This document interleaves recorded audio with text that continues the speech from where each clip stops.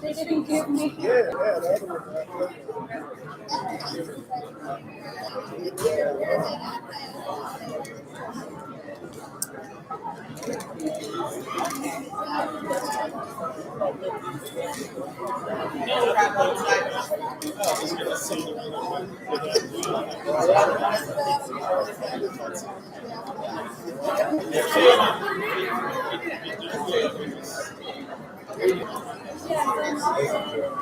I can see.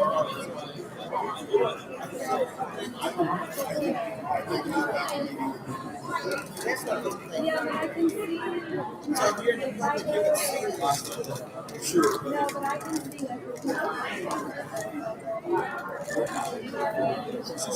Okay, there it is.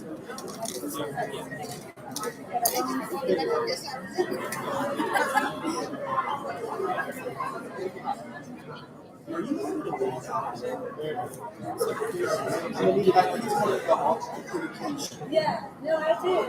Okay. I still got a communication. I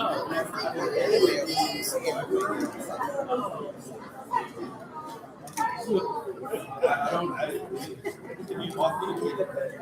I don't know.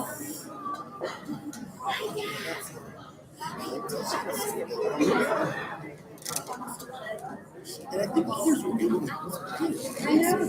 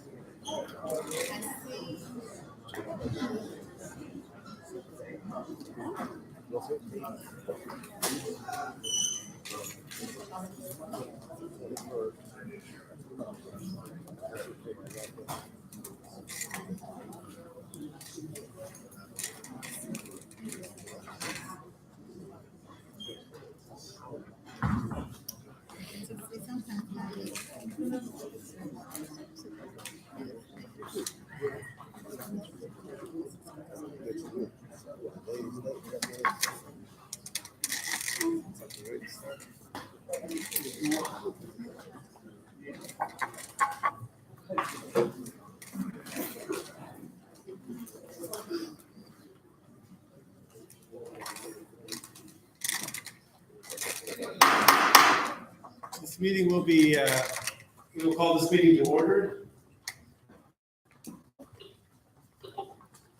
Dr. Means, would you have some roll call?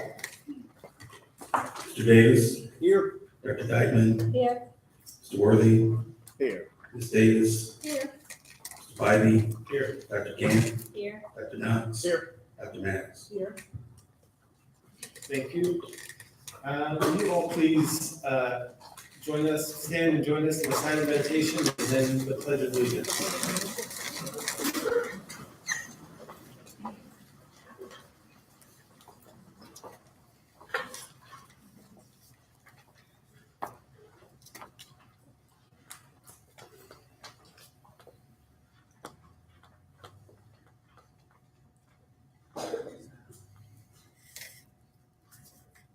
Thank you. I pledge allegiance to the flag of the United States of America and to the republic for which it stands, one nation, under God, indivisible, with liberty and justice for all.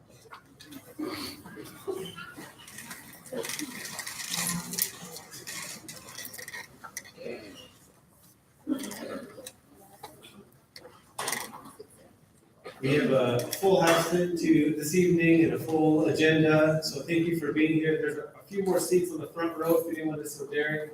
I promise we don't fight very often. The first item on our to-do list is recognition of achievements and awards.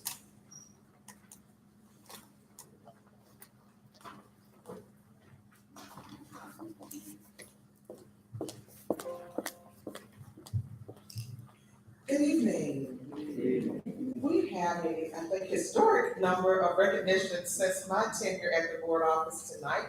And Ms. Wigwire and I probably will save some for next month, but because our students and teachers and other staff continue to get better every day, we learned that we probably will have just as many recognitions in the month of March as we have for the month of February. So we are going to pause to recognize what we're ultimately about as a district, and that is about student achievement, student success, and student growth, as well as the success and growth of our teachers. So this will take a little longer than normal, but I won't apologize because ultimately we are an education institution, and that is what our ultimate vision and goals are for. I also want to apologize for mispronouncing any name in advance because I've looked over these and I know that I'll make some mistakes, so I apologize in advance.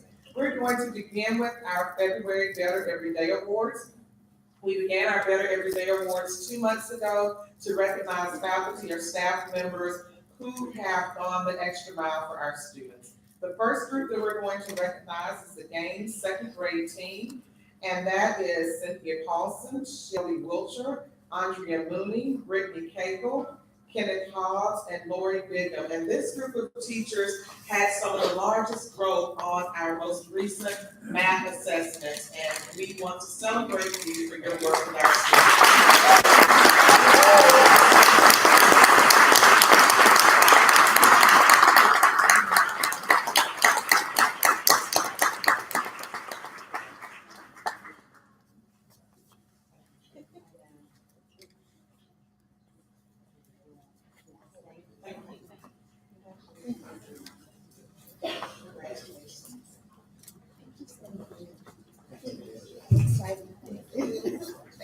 Next, we have Ms. Pam Tate from our Office of Assessment.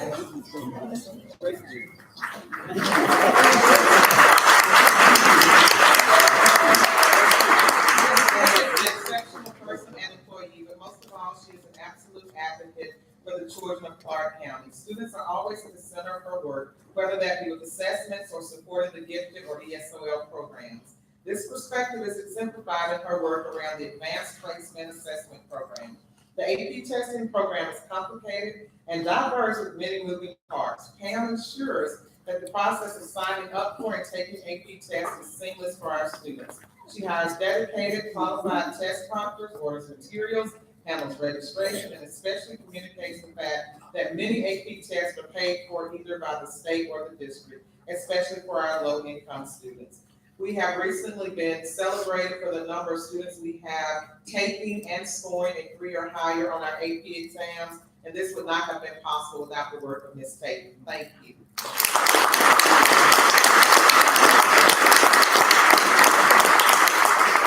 Our next honoree has tried to be here for 3 months, but because he's trying to get better every day, he is always competing or performing and has to leave for a performance tonight right after this. So we want to recognize Mr. Copeland Grantham, a student from Clark Middle School. Copeland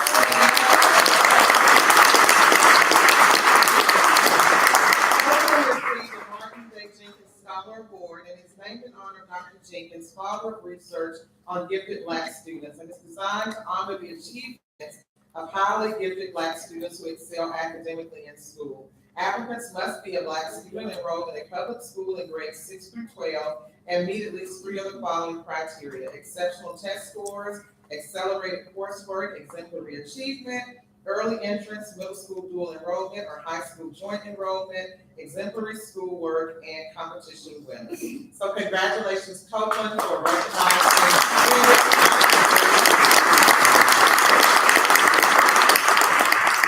We have 2 students from Clark Central. The first is Jameson Mendoza. Jameson has received a 2nd nomination in his efforts to gain acceptance into the U.S. military academies. And this is a huge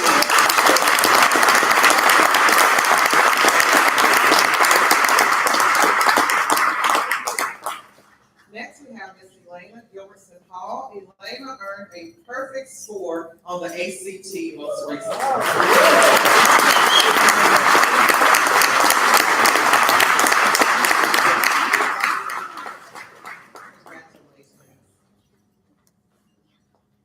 Battle Elementary School student Lucia Bardarin Bybee, and I shall not mess up that name, so I did. I'm so sorry, Mr. Bybee. She was named winner of the 2018 Georgia Elementary STEM Talk competition for her talk, How Did Diversity Help Your Team? STEM Talks is modeled after TED Talks, and they are a showcase for Georgia students in grades K through 12 to share well-formed ideas about the world in 5 minutes or less. Lucia presented her talk to more than 1,000 educators at the Georgia STEM Forum in October at the Classic Center. She was there with winners from other middle and high school divisions. Congratulations.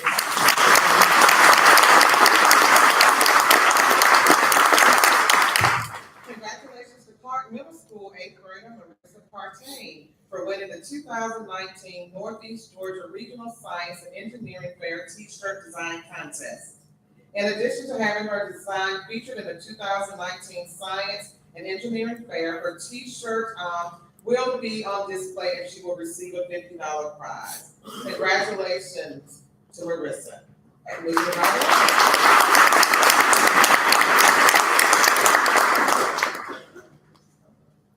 So our next group, and we're going to pause after we do this group of students. You all get to rest for a moment. I'll rest my voice and I'll be right back up. But we're going to celebrate our 2018 Martin Luther King Arts and Writing Contest winners. And we will also show the video as is tradition for our board meeting after that celebration. For elementary, we have from art, Emmerich Cruz from first grade, Howard Child.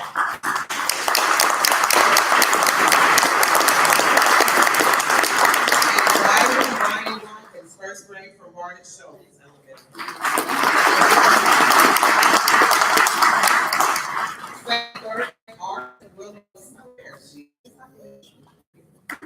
Willow Selleck, third grade from David C. Barrow, and Zayda Walter, third grade from David C. Barrow. Working fifth grade, art, Anna Gossett, fourth grade, Timothy Elementary, and writing, Cheney Shea, fifth grade, David C. Barrow Elementary. Middle school, art, Kenyatta Bermudez, seventh grade, Clark Middle School. And writing, Sarah Ivy, seventh grade. Did I say that wrong? Syra. Syra, thank you, sir. Ivy, seventh grade, Clark Middle School.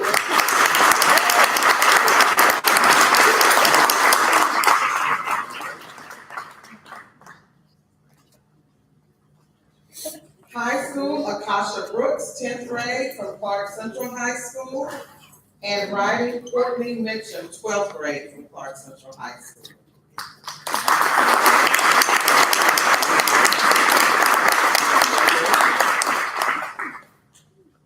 And now we're going to pause for a moment to show the video, and then we will finish our recognition.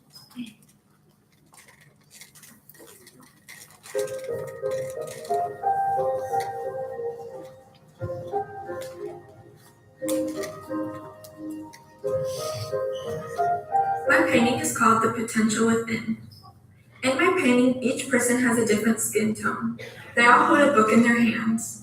The books represent education. Without education, we wouldn't have the opportunity to have good health, money, success, and overall well-being. Note the brains in my drawing. The brains are all each colored brightly and beautifully. Each brain has potential within them. We all want the chance to reach our full potential, and reaching our full potential leads us to equity.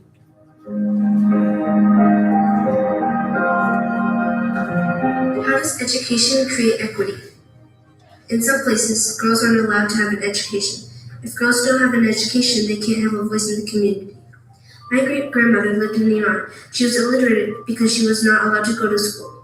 She was given away to be married when she was 8 years old, and she had her first child when she was 13. While she cooked and cleaned, she taught herself how to read. She wanted her children to be educated. She believed that every woman should be able to read. Education creates equity because if everyone is educated, everyone gets the same chance to share what they believe. I am 13, and reading is my favorite thing to do. For people to be more open-minded, they need to read more about other people and the type of situations they're in. Education is a fundamental human right. If more women like my grandmother had a voice, the world would be better. MLK wanted to bring equity in education everywhere.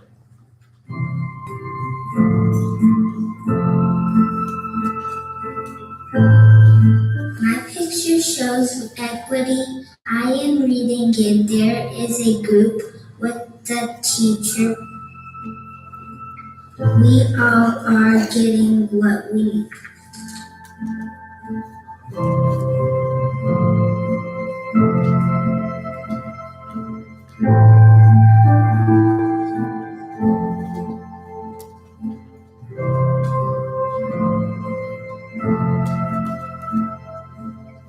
Hi, my name is Anna Gossett.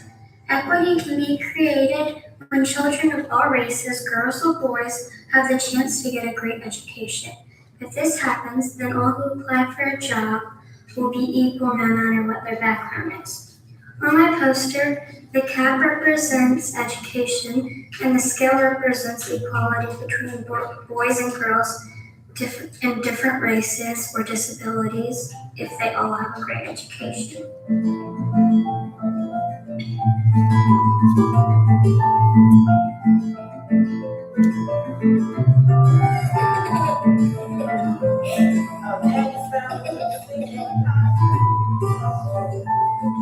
How does education create equity?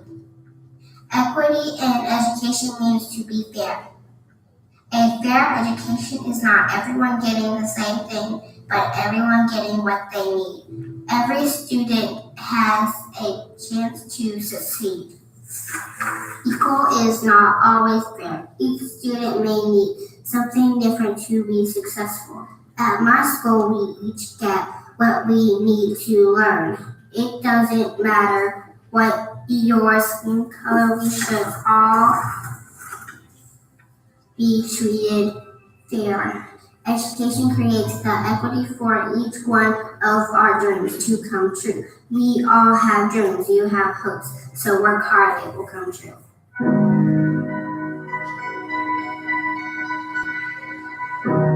Black pride and gay pride matters.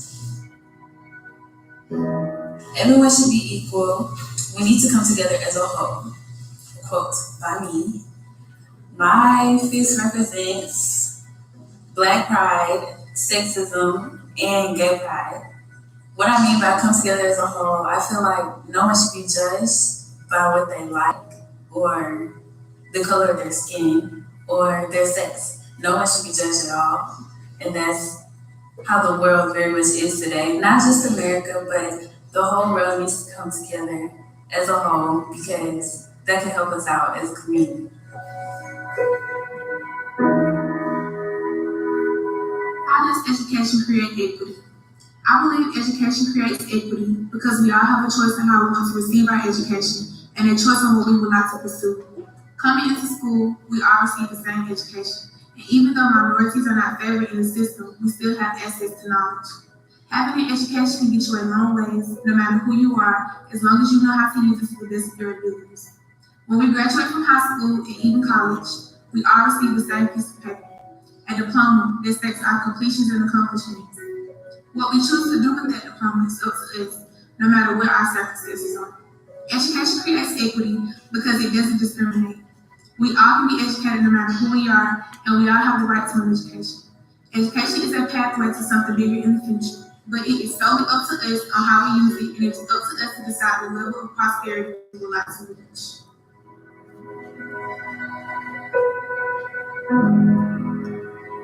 My art is at a school called Friendship Elementary. To me, equity means friends and equity means education. I read a book with people looking out the window and it made me think about what my art should look like. I thought, my art doesn't have to be realistic, so I have fine books in very bright colors. My school is pretty on the outside, different than regular schools. I thought about how I have a lot of friends that are not just like me. Like Mona is not just like me. In my artwork, Dr. King is standing in front of the bookcase. And you will see, he is smiling and kids are dancing together.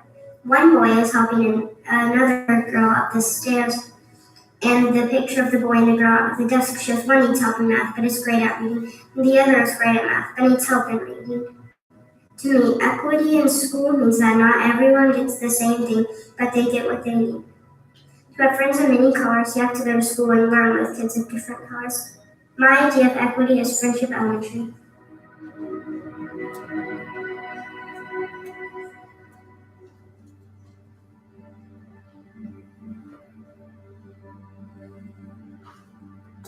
Dr. King and equity are goal. Martin Luther King did not only stop segregation. For us, he helped create equal education. In his peaceful and faithful way, he fought for our rights. He kept our future always in his sights. He stood for unity and created opportunities for all. With his strong courage and leadership, many followed this call. We gratefully acknowledge him each and every day. Dr. King was a scholar, a thinker. He was the sun's ray. Gold is a symbol of excellence, achievement of the best. It seems to me equity is gold right there with the rest. But eventually something shines brighter than gold, and that was Dr. Martin Luther King, strong and bold. Non-violently, he fought against the wrong to eventually prove himself right. Freedom was his song. To have equality, you must have equity. Don't you agree? Just have faith and it will come to you, don't you see? Dr. King wrote, faith is taking the first step, even when you don't see the whole staircase. And I believe him. Thank you.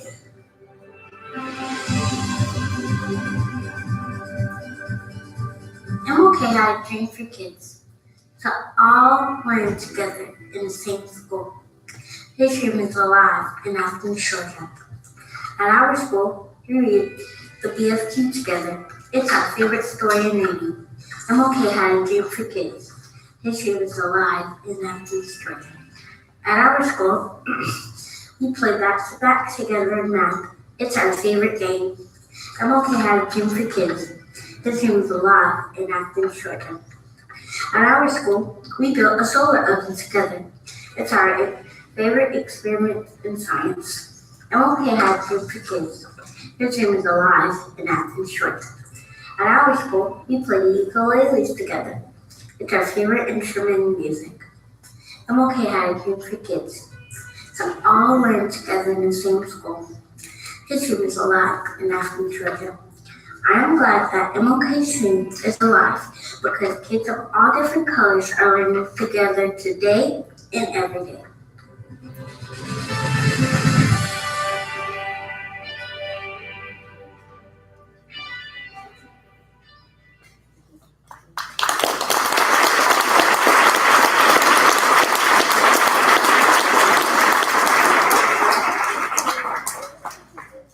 Thank you to our students who helped to make this year's video so amazing.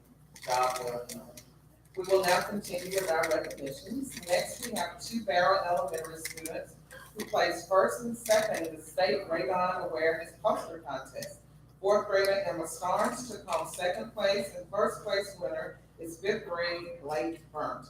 Blake's poster has been forwarded to the national contest. State officials were shocked when they turned over both posters and discovered that the first and second place winners were from the same school. Well done, students.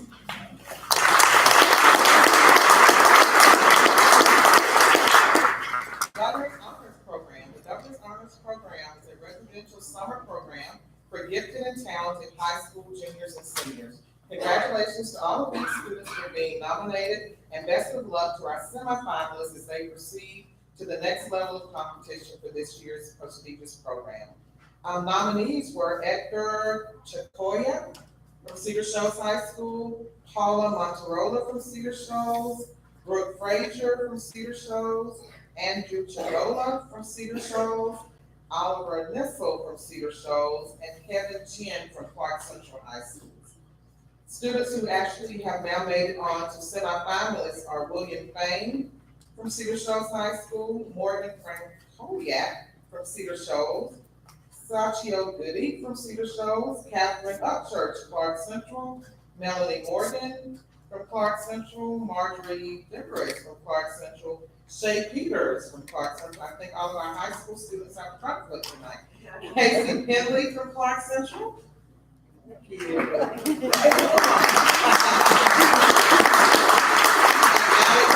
Robinson from Clark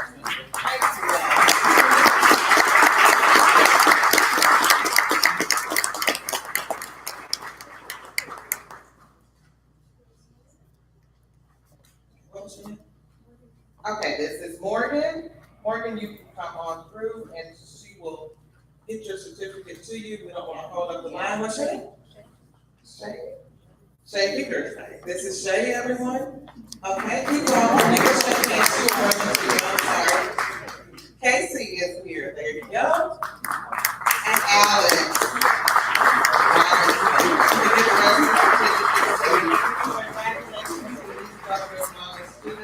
We're excited about you representing Clark County Schools at the next level of competition. We have students who did very well at the Northeast Georgia Regional Science Fair. Bronze winners were Wilson Griffith and Nico Lee for a team project at Clark Middle School, and Luna Patterson from Hillsman Middle School.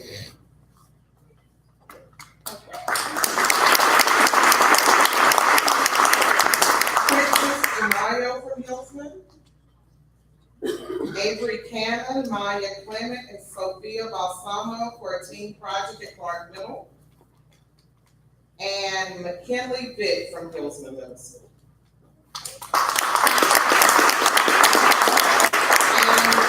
And these students will move on to the state competition at UGA in March. Tori Radajak and Ella Johnson, team project from Hillsman Middle School. From Clark Middle School. Ryan Bain from Hillsman.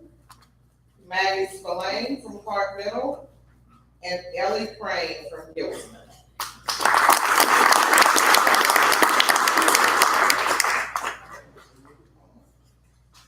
And last but not least, we have our Clark County School District Social Studies Science Fair winners. And those are Aiden Farley from Barnett Shoals Elementary,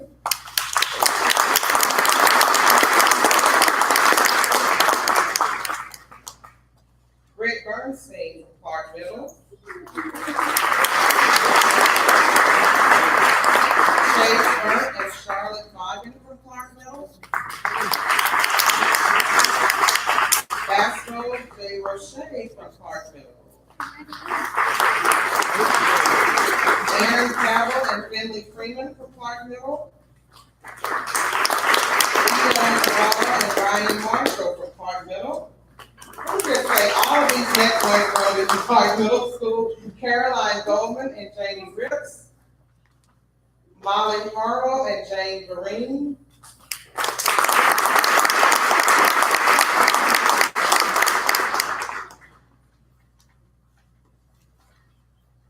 Nora Murphy, Avery Minty, Ben Ness, Avery Roard, I know you're here, and Riley Ramsey.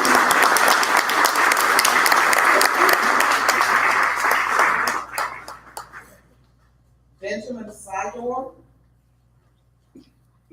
and from Coyle Middle School, April Manilo Mondo.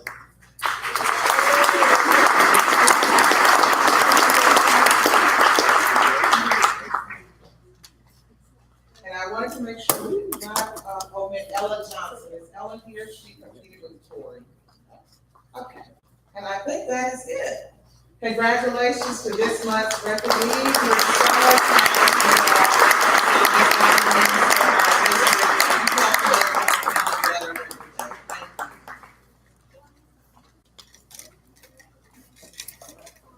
Congratulations again to all of the people we recognized, and you're of course welcome to stick with us for the remainder of our meeting, but if you have questions for me, that's okay too.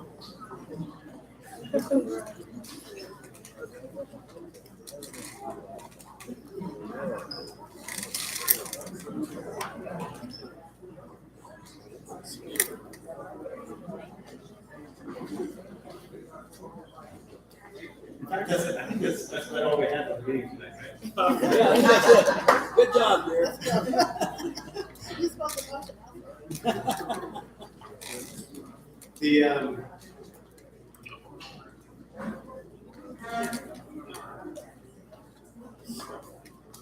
The next item of business is for us to amend or adopt our agenda that we have before us. Mr. Worthy, move to adopt the agenda. Right, move Moved by second. Thank you. So this is moved by Greg Davis, second by Mr. Worthy to adopt the agenda. Any questions, concerns? All in favor? Again, the support, thank you.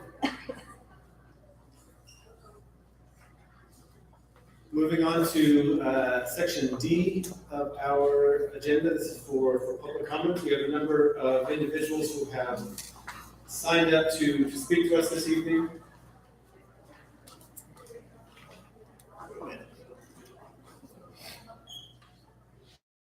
Speakers will be limited to 3 timed minutes. We have a big giant clock up on top if you lose track. At this point, remarks must be concluded. No speaker shall indulge in personal attacks while speaking. All comments are to be addressed directly to the Board of Education. To protect the privacy of our students, speakers shall refrain from identifying specific students by name. Personal concerns may be addressed in writing to the superintendent or the president of the Board of Education. And with that, our first speaker tonight will be Curtis Downs.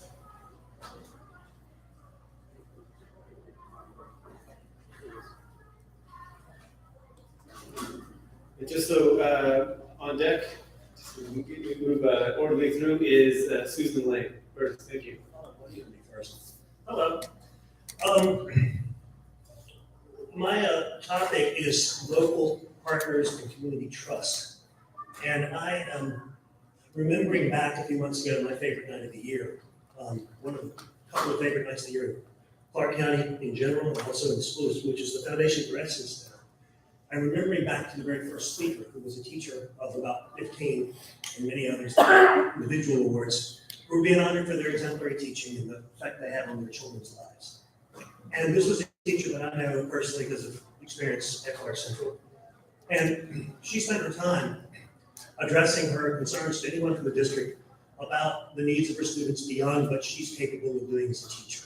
And her basic message was, you can go back and check the transcript. The basic message was, send more people to help us with the needs of our kids involving their social needs, their emotional needs, counselors, social workers, psychologists, those kinds of people are really important in a school because whatever we do as teachers, we want to do more, but we're limited with all of our responsibilities. I just remember that it really rung out to me at the time. I've gone back to try to find the actual transcript. I'm paraphrasing, but it's pretty close. My questions right now, I have a couple of questions and a couple of concerns, and I don't know other ways to go about addressing this, but I'm just concerned as someone who's both a donor and a supporter and a patron of so many good people around Athens that get together, organize groups, do good work outside our schools, within our schools. And the two that I have particular questions about have been a lot in the news. Lee's written about it, Blake's written about it. We're all in a small town. We all know, each other, and we talk to people. And the things that I'm really wondering about is our decision as a district, apparently, to not continue working with certain local partners. And it makes me wonder what the deal is, because at West Broad Market, that's been going a few years, it's kind of gotten some critical mass behind it. I just don't understand if it's true that, when we see these plans and these buildings on sites and, whatever the need for those are and where they need to be, I just wonder if we really aren't going to be working with the land trust. And then more recently, big blow up with the site coordinators going away from Clark Central and Cedar Shoals and Classic City, the 3 schools that have site coordinators that work as part of those teams of people that really try to get more kids to go to college, get them on that first rung of the ladder of success. And I just don't know the answers to those things. I, as a community member and someone who cares about all the kids in this district, hoping that we're going to all fulfill the promise of public education, each child prepared for life. If that's what we're trying to do, yes, early is important. All this stuff's important, but getting those kids going on a college track and using community partners that have track records, research to back up what they do, I don't really get it. So if it's true that's the direction we're moving into, I hope there's really good reasons that I don't yet understand. Please help me understand. Thank you. Our next speaker is Susan Lane. And up next will be Jamel Coles.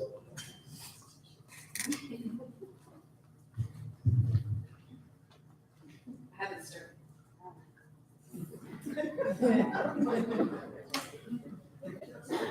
Go ahead. I am back for recess. I have shared now with all of you the research on benefits of recess for all students, cognitive, physical, and social emotional. I'm going to start by assuming your agreement that voluntary free play is necessary for the development of soft skills that make learning possible. Since last time I spoke, Dr. Thomas shared with me the official schedules of all CCSD elementary schools, and it is disturbing. Though there are only so many minutes in everyone's day, somehow the richest school with the better test scores, with the highest grade school rating, and 44% white students gets over 30 minutes every day of recess. While the schools that you find struggling with the lowest test scores, and most tellingly with less than 10% white children, hover around an average of 18 minutes. Alts Road only gets 15, which is at most 12, after they are forced to demonstrate how well they can stand at attention for PlayWorks instruction, which I will leave for another day. When I showed the spreadsheet that you all now have to an advocate, I said, "This looks bad." And she said, "No, it is bad. And we can do better." I've spoken with Dr. Means, and he's in agreement with these 3 proposals. 30 minutes of recess at all schools. No taking recess away for extra work or for discipline, except in extreme cases for student safety. And a sensible weather policy that all schools follow. I know that Dr. Means is working with the ad hoc scheduling committee to make some of these changes, but as I left his office, he intimated to me that the committee was not expecting to make any changes until fall of 2020. And I am not that patient. I'm getting ready to do my student teaching, and I just finished my ethics assessments. In the section on student safety and well-being, it said, an immediate risk would exist if the educator is engaging in or tolerating any practice that is actually harming or seems likely to, in the near future, harm any student's health, safety, or physical or emotional well-being. I am telling you that depriving children, and let's be honest, particularly Black and brown children, of recess is harming them now and is harming them in the future. It is in your power to change it. Thank you. Here from Jamila Rose, and next up is Karina Gallagher. Good evening. I am so excited to be here with you today. Last time I was at a board meeting, there were like 4 people. It was in a different county. So I'm glad to be in Clark County. I'm a new parent to Clark County. And this morning I had the chance to sit in on a policy committee meeting by our board members, and it was absolutely outstanding. It was an amazing meeting to watch brilliant minds at work, and to figure out ways to disagree and yet come to a consensus. So if you ever get a chance to sit in on a committee meeting or go to a committee meeting, I strongly suggest that you do. We are in very capable hands with our board. So thank you for the work that you do there.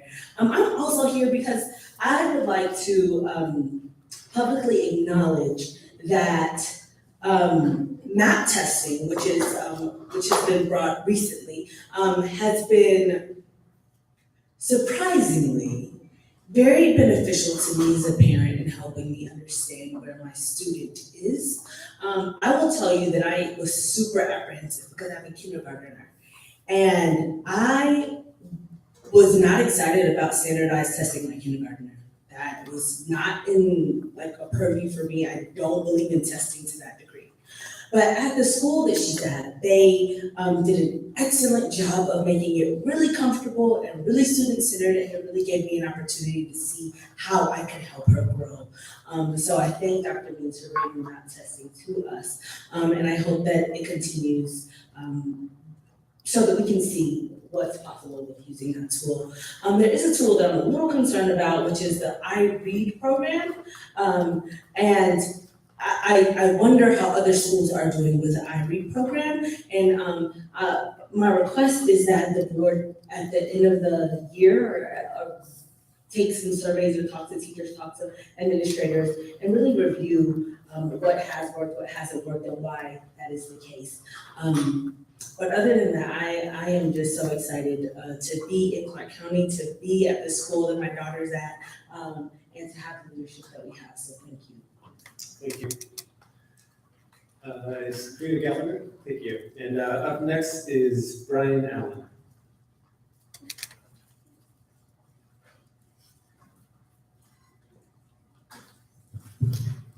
So my first two comments are about facilities. There are currently 2 buildings, technically 4, that are for sale on the east and west side of Athens that will look for school-aged children or preschool-aged children. One even has a pool. The 2 separate buildings located at Little Ones East and West could be used as health centers if that's still a priority. So I'm asking, let's save some time, some money, and some drama. I agree with knocking down the old games. I think that central offices should be put there. Not only will they get central offices out of this building that needs to be given back to the Career Academy, but it will also put some focus on the east side where resources are already poorly allocated. In this, I think we should all stop publicly pretending that race is not a huge factor in decision-making. I think there's been a fear that's been created around speaking up or being called a racist. I think this is unfortunate for the children because we need more people speaking up for them. This is not just at the district level. I know of a school right up the street that has parents that I've spoken to that are beyond disappointed. I've worked with students who can't read at any level. Heard about children sexually assaulting each other, and teachers who continue to leave the school, and very frustrated LGBT members. And no one says anything because race is guaranteed to come up. I think the problems in this district are created by adults. There are 14,000 plus children in this district who are impacted by the grown folk decisions at the district level. These are not private schools, charter schools, or even KIPP schools. These are public schools in a charter system, which means we have a lot of flexibility. I think it's time for us to focus on these children, not egos or hurt feelings, or who will make us look less racist, these children. The same children who are attending schools that are failing them in the areas of literacy, numeracy, and social and emotional development. In a district that has increased the number of failing schools over the past year, increased the number of assessments on students, increased the likelihood that more schools go on the state's watch list, increased spending and on everything but a crisis in Black education, and increase the number of teachers requesting to get out of their contract. This is not just a district issue. I think this is a community issue. But it's past time for us to hold our school district and ourselves accountable for the safety and education of our children. So what I'm asking all of us to do is either get right or get left. Thank you. Thank you. Next up is Brian Allen. And then following Brian, we'll hear from Simon Williamson. Good evening, folks. How you doing? Wow, I'm used to always speaking in front of high school and college students about going to the next level. So actually, you all helped me build my midlife crisis. I'm not the oldest person in the room tonight, so I feel good about that. What I want to talk about, and the young lady, you mentioned something earlier, and it's really entitled, we can do better. Now, this is a recent situation, and last time I want to throw anybody on the bus. I just want us to do better. I was actually by 3 or 4 people asked and encouraged to apply for a position. And they said, Brian, this is what you do. We need help. Graduation, this is like your alleyway. Personally, I don't really want to do it. But for those who don't know anything about me, or both of my parents worked in this school district for 30 plus years.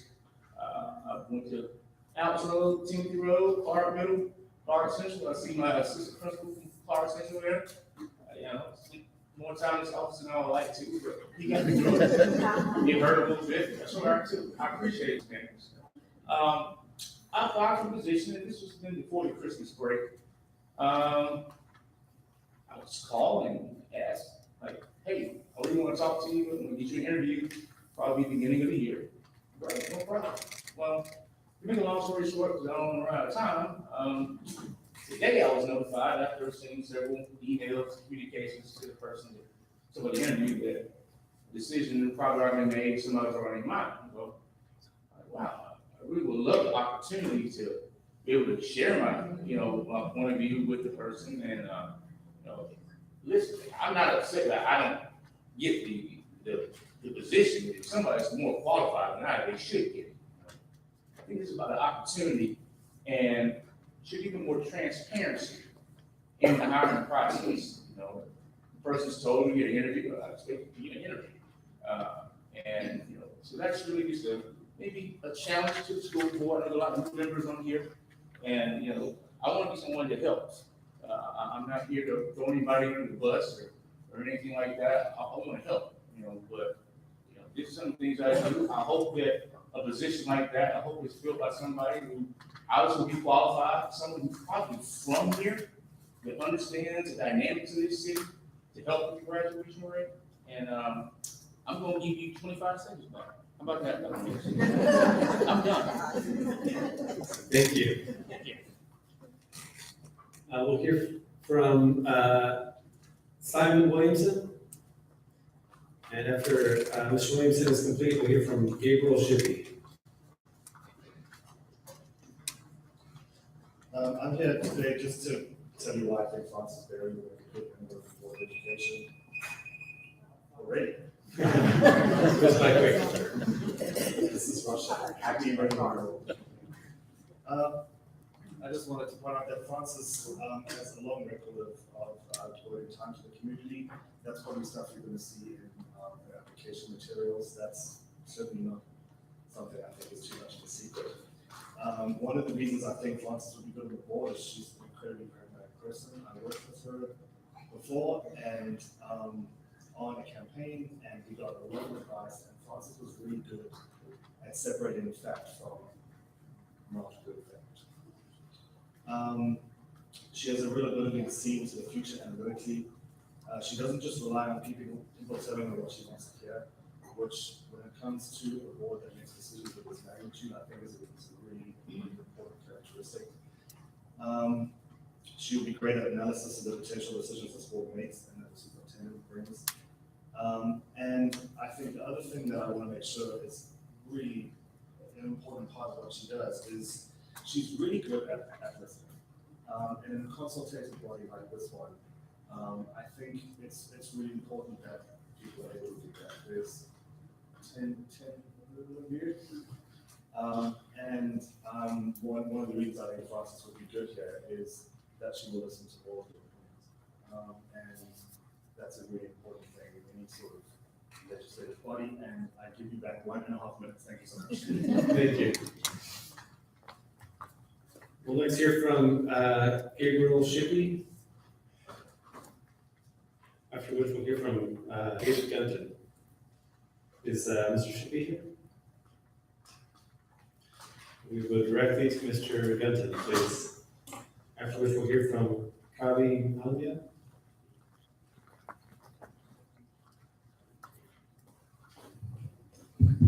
Well, good evening, Dr. Means and members of the board. Thank you for the opportunity to let me address you all tonight. My name is David Gunton. My wife and I have 2 children in Clark County schools, and we'll have 3 in a couple of years from now. Yikes. And I also volunteer with the Clark Mentors Program, and I'm an educator myself. I teach legal studies at UGA. I've had a chance to work with Francis Berry through a number of community organizations, and I just wanted to make 2 quick points in support of her candidacy for the open board position. Number 1, Francis is someone that you can trust to do the work.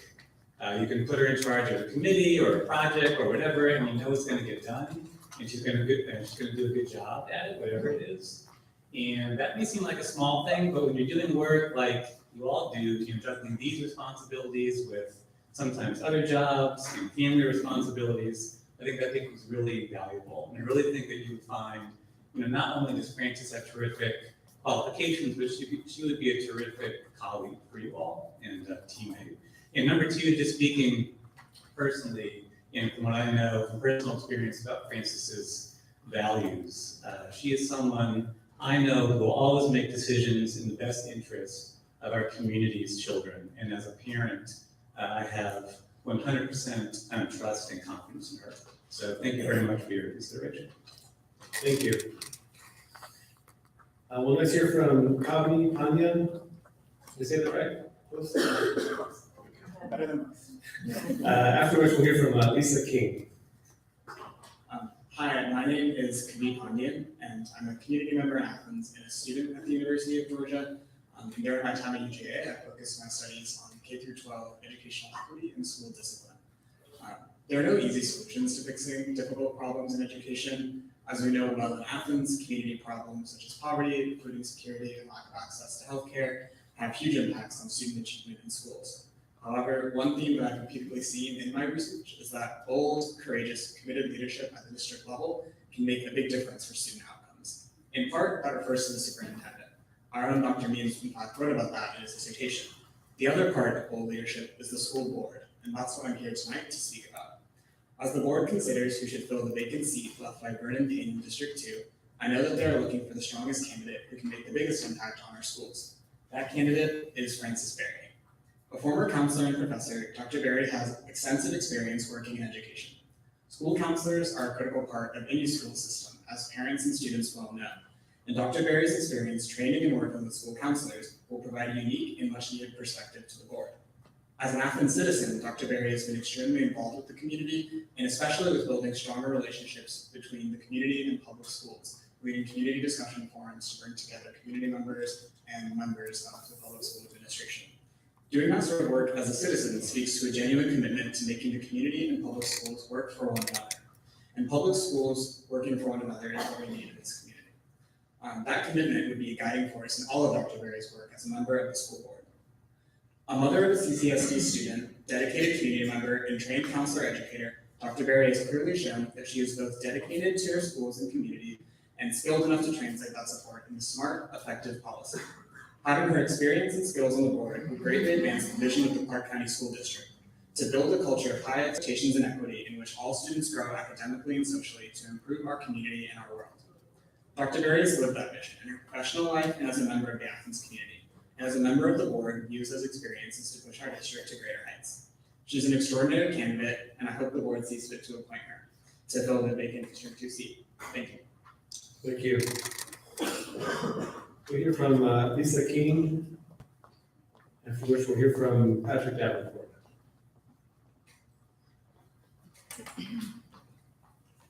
Hello.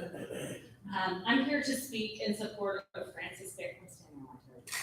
Such a habit, I'm sorry.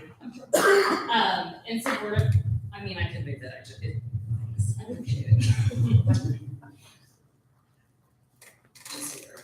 In support of Frances Berry for the District 2 position open. By way of introduction, in addition to apologizing for not being as prepared as the former speaker, sorry, Frances. I've been teaching in some capacity in Clark County for the past 13 years. I worked as preschool special ed teacher, and so that's when we get our kiddos when they're 3 years old and they're identified with disabilities up to up as a fourth grade, up through K1, fourth grade, elementary special education. So if you spend a lot of time looking at graphs of our students' performance, those are the ones. We're the line everybody's always worried about.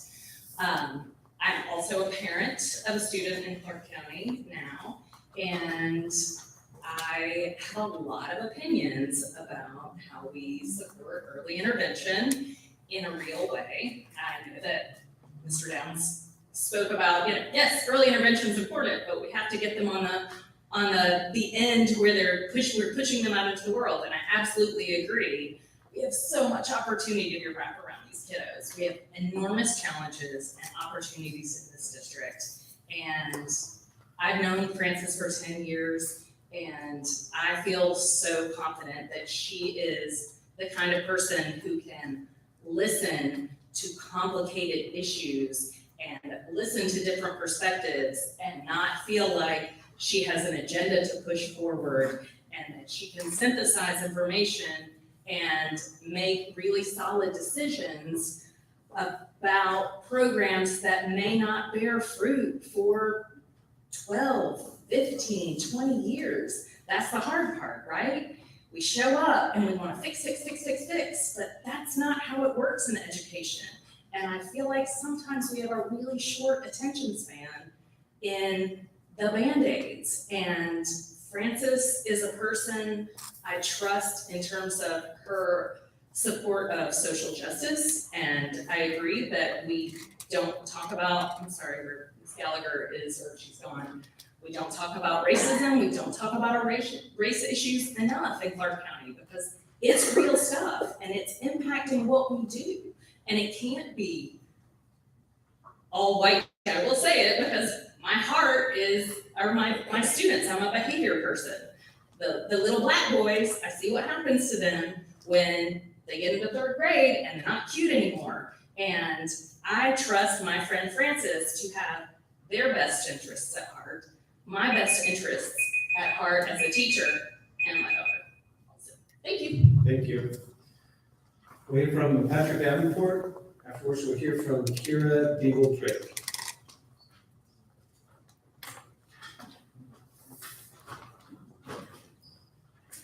Good evening, everybody. I'm here to speak on behalf of my support for Frances Berry. I've known Frances Berry a little over a year, and when I first met her, I fell in love with her. She was my campaign manager for commission, and I'm here just to dispel some of the rumors and some of the things that are going on in the community. First of all, Frances Berry, when I first met her about a little over a year ago, she constantly talked about the school board. She was interested and concerned about her kid in the school system. She was mainly concerned about the people of color who look just like me. And she's like, "What's going on? Why the school board? What's going on?" I'm like, "Frances, you're helping me with my campaign. We need to deal with city stuff." But with that being said, she said, "Let's craft a policy that will actually impact school district as well as the community." And that's why I ran on the campaign of poverty, thanks to Frances and her ideas of what is systematically going wrong with people of color in my community. But I do also want to mention the fact that it's nothing against, she is not running because Athens for Everyone endorsed her. This is not a progressive movement. This is a woman who is passionate about the kids of Athens, Clark County. This is a woman who didn't seek the board approval, considering the fact that she's running in a seat that's been replaced by Brennan Jones. She understood the obstacle. She understood the situation of what she's coming up against.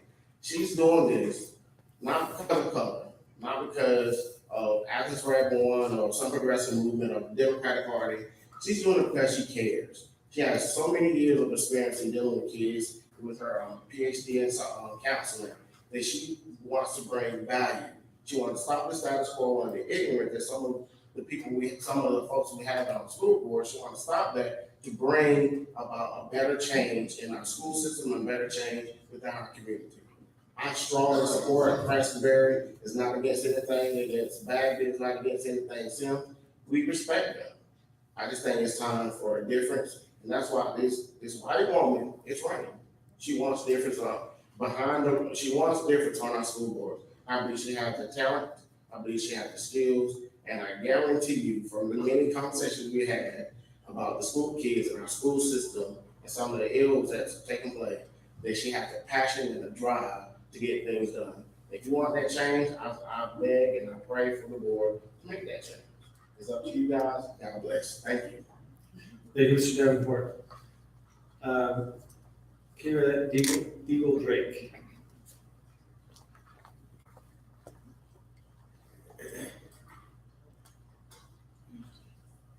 Hello, good evening. I'm Kira Deagle-Drake. I am here speaking on behalf of Frances Berry. Frances exemplifies many of the qualities that are essential for a successful board of education member. As her friends, I have watched her as she has poured her heart and soul into a variety of local organizations over the last 11 years. From Bike Athens, whose focus is to support affordable, accessible transportation, to the Athens Area Art Council, whose goal is to integrate art and culture with education and the economy. From her work to help place like-minded legislators like Patrick Davenport in office, to her work on the SPLOST Citizens Advisory Committee, Frances is driven to change the status quo. She is committed to making Athens a community in which everyone can thrive and succeed. And that includes a community with a strong and thriving school system.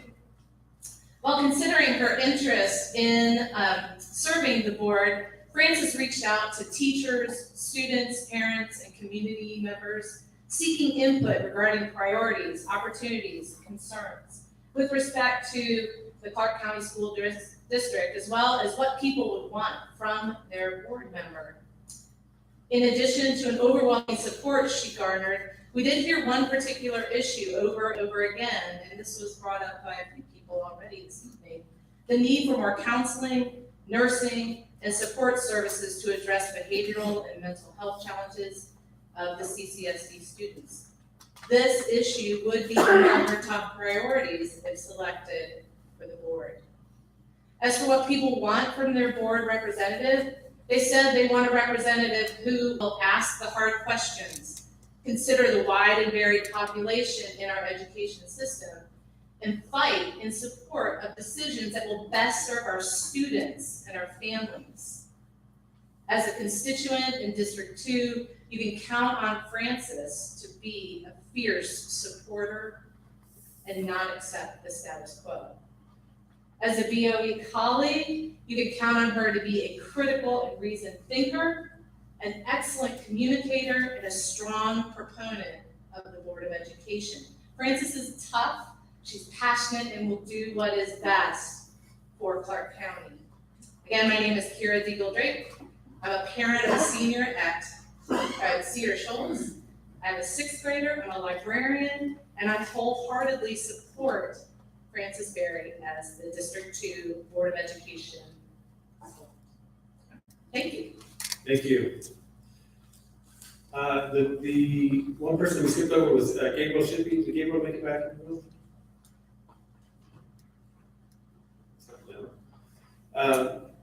That concludes our list of public speakers this evening.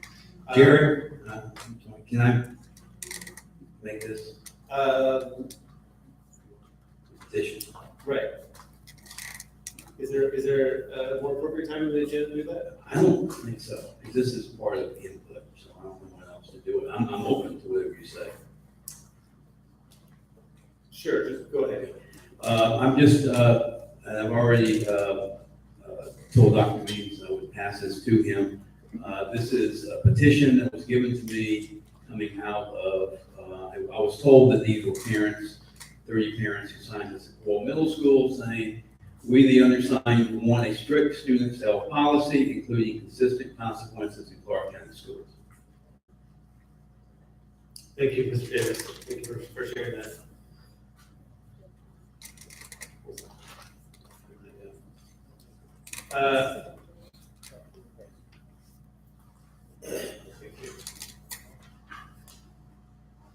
So I know a lot of folks have spoken around our selection of District 2 representative.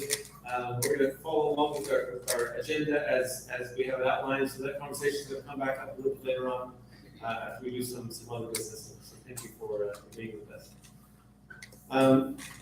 The next item on our agenda is item E, information items. We received a number of reports that we had the opportunity to review. We received early Head Start Policy Council meeting minutes and reports. We received a SPLOST report. We received the Athens Community Career Academy report and a Parent Advisory Board report. And if any of the public are interested in seeing what is contained in those reports, are all available on board docs. And they show really the meat and potatoes of the operation of a lot of essential parts of our school districts. I would encourage you to take a look at those. Mr. President, I just want to acknowledge Elaine Cook from the Athens Community Career Academy Board, who's in attendance representing. Thank you for being here. Thank you. Thank you, and thank you for pointing that out. Thank you for being here. Yeah, I was gonna say, also from Envision Athens, not just the career county. Multiple hats. Multiple hats. The next item on our agenda are Board of Education Committee reports. We'll first hear from Finance Committee. Board. Okay. Government Relations Committee? Yes, I do, and please bear with me. I'm trying to get the hang of this adding notes. First off, if board members would be so kind as to put on their calendars, and I will email it also, there will be a meeting of District 11 of the GSBA. Will take place on April 23rd in Coney. And at that time, we will be electing a new district representative.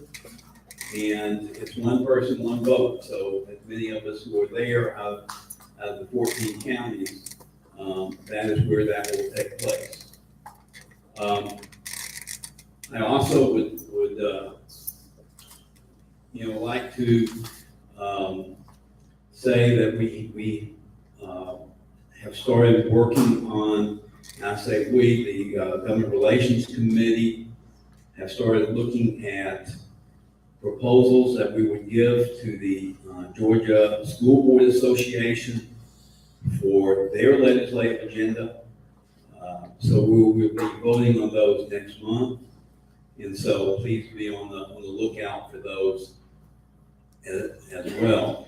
I do want to commend the folks the school board members who participated in the town hall that we had on January 31st at Oglethorpe Elementary School. We had a good turnout. We had really good discussions. At that town hall meeting, this board presented its legislative agenda to the community, and I want to recognize those board members who helped participate and put that forward, and we plan on doing that in the future. I also would like to give credit to the district staff who have begun to give us a presence on the website for the Government Relations Committee. If you go under board and you see legislative agenda, you can click on that, and if you click on that, you will see two buttons. One is a button for our legislative agenda that we passed in November. And this is what we're asking the state legislature to consider. So you can preview that. But the addition is, if you click on the Government Relations Committee tab, then you will get a listing of the contact information for our legislators in Clark County. You will also get links to websites like the Georgia School Board Association that track legislation that's coming through. And you will also be receiving alerts as to pieces of legislation that are coming from the legislature and can dramatically impact the education of our children here. Just by way of example, there is a voucher bill that is being introduced in the legislature that would take public money for private education. And there's also a bill that's been introduced that alters the teacher retirement system. So, please, as we roll this out over time, hopefully this particular link in our Clark County School District website will be helpful to you in terms of following legislation and perhaps, if you're so inclined, contacting legislators on particular bills that would concern you and would impact the students of Clark County. Thank you. Thank you, Mr. Davis. Policy Committee. Yes, I'm the new chair of Policy Committee and also new to the committee, and we have 3 new members out of the 4. So we're taking it slow. There probably won't be as many policies coming out for a little while, but we're making good use, I think, of our time to discuss the policies and have the members review them, and then doing a little good education work, little active learning, think, bigger, share kind of approaches, so that we really get our hands around the idea of policy. We're a policy-making organization, and we should own that policy as board members. And so our plans are to look at personnel and student policies. Those are some of the less recently reviewed parts of our policy, or 300 plus policies. And also as events develop, we'll episodically look at some of the policies that need implementation because of changes at the goal dome or other things that come up. But the goal really is to have the board feel that these are their policies, and to basically be able to own them and defend them, and hopefully have a little slower pipeline, as we'll see a little later. We've got lots of policies coming up for dissemination. So, but we're in a good place now, because a lot of that work that's been done previously puts us in a good place to be able to take it a little slower and more hopefully methodically, and that I think will lead to a good result when those policies come before the board. Thank you. And the Property Committee. Yes, the first Property Committee meeting will take place next Monday, February 25th, 4:30. We still on for that, Dr. Mays? Great, thank you. And in addition to those standing committees of the board, we sit on a variety of different community committees, we call them. And so we'll briefly hear reports from the different communities of the community that the board members participate in. First being the Athens Area Community Foundation. Sorry, that's me. I haven't been to a meeting yet, but I have been in touch with the president of that organization, and their next board meeting will be April 30th. And I also plan to meet with her in 2 weeks, just to get acclimated. Thank you. The next is the Community Oversight Committee, and I sit on the committee as well as Dr. Maddox. Would you like to give a report? Would you like me to? Okay. So this committee oversees the spending of SPLOST dollars and updating on some of the progress. We have a few small punch list items on Oglethorpe Avenue Elementary School still. We're finishing up. The Coyle Middle School and BHL Middle School renovations that have been ongoing are all but complete now. They are going through punch list items as well on those 2 campuses, but those are largely complete, which is fantastic news.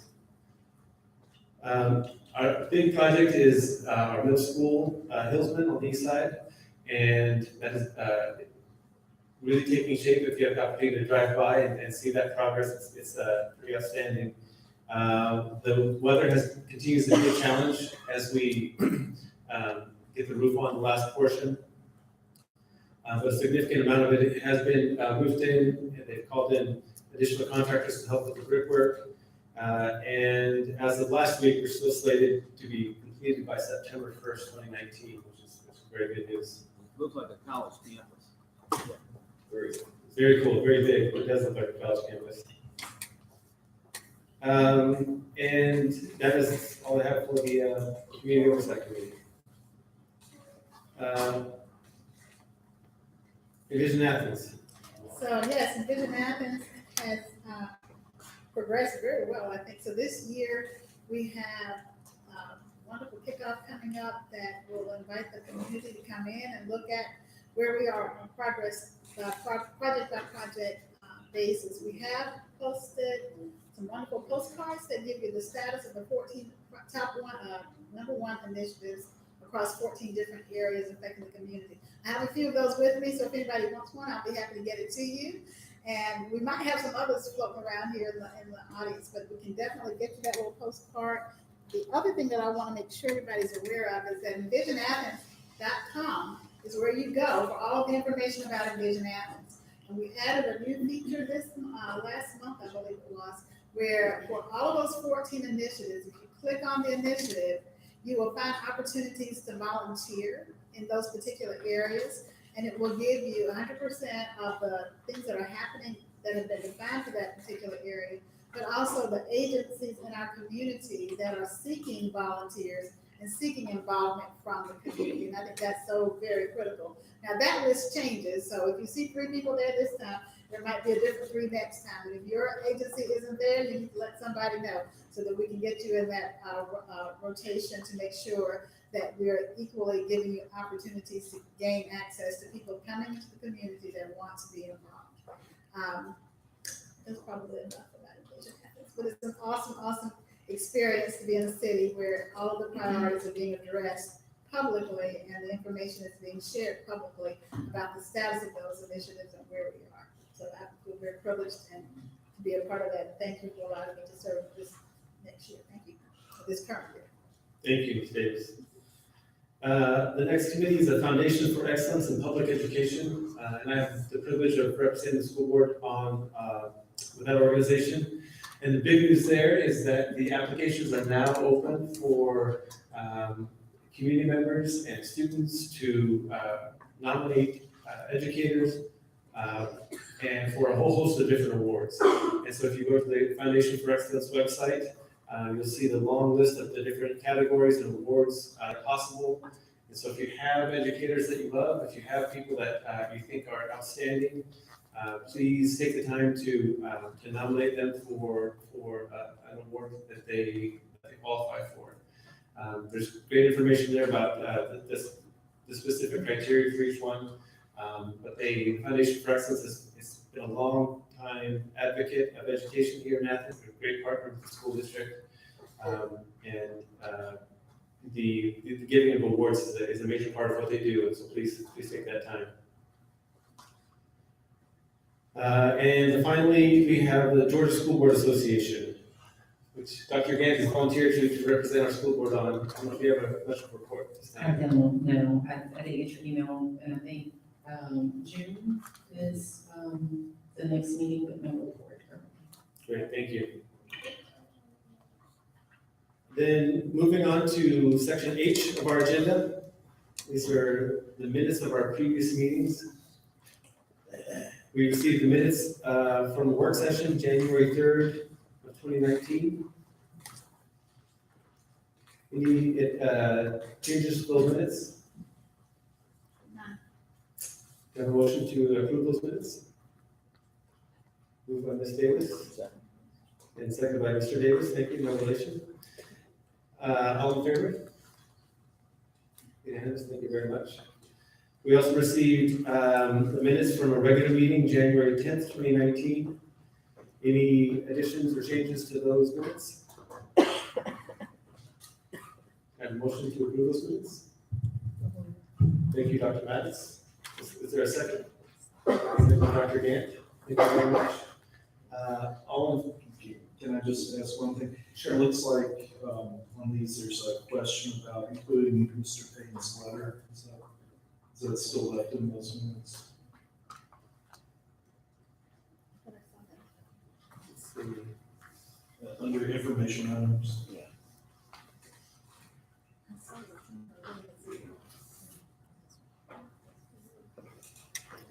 Yes, include question mark. Yes, I think that would be fine to go ahead and include, since we read that letter over during our meeting, I think that would be fine to go ahead and include. Thank you for pointing that out. And with that change, all in favor of approving those minutes? Any opposed? Thank you. Unanimous.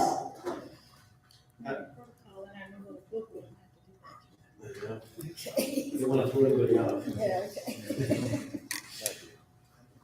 We also received the minutes from a called board meeting January 17th, 2019. Any suggestions or changes to those minutes? A motion to approve those minutes?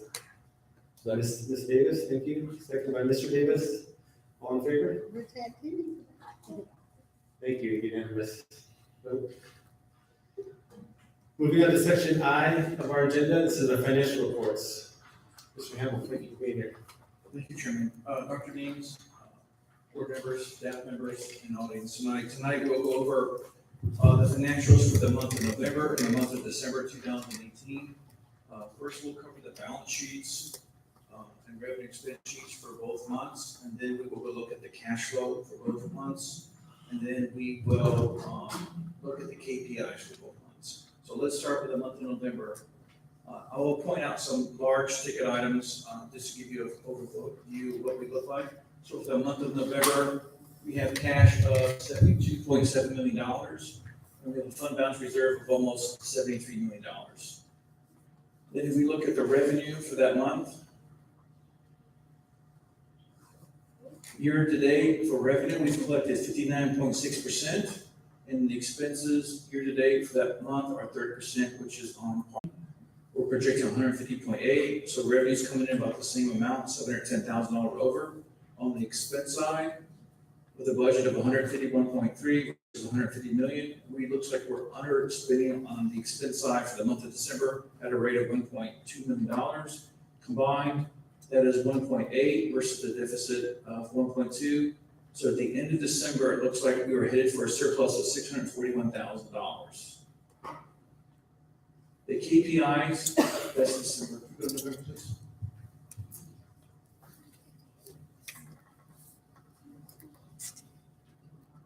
That's fine, we can do December, it's combined. So if we look at the KPIs for December, which includes also November data, you can see up there that the cash position for 2019 is above that of 2018 through the first 7 months of the year. And the fund balance is also ahead of last year for the first 7 months of the year. As a percentage of collections, if we can compare the collections for 2019 versus 2018 on income, we're exactly where we were last year, going through the month of December. And we're slightly at the same level for expenses as well compared to 2018. For the month of December, we collected $7.8 million. The majority of that was coming from QBE revenue. On the expense side, we spent 11.4, and the majority of that was spent in instruction. These are two important graphs. What these do is show you what the graph budget looked like from the beginning of the month of July through the end of the year of June.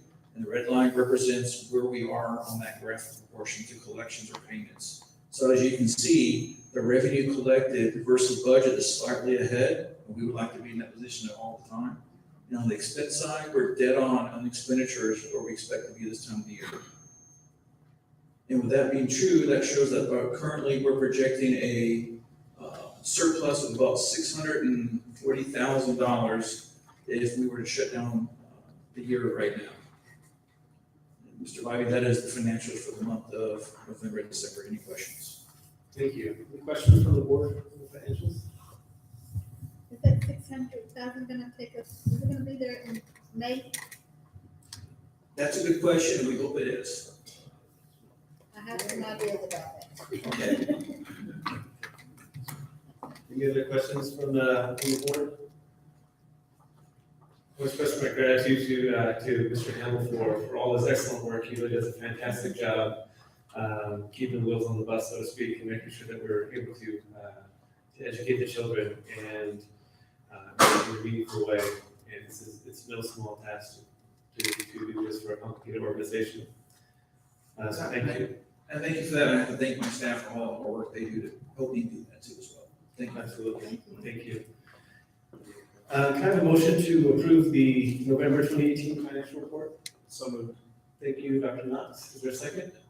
Dr. Maddox, thank you very much. Any other questions around the November financials?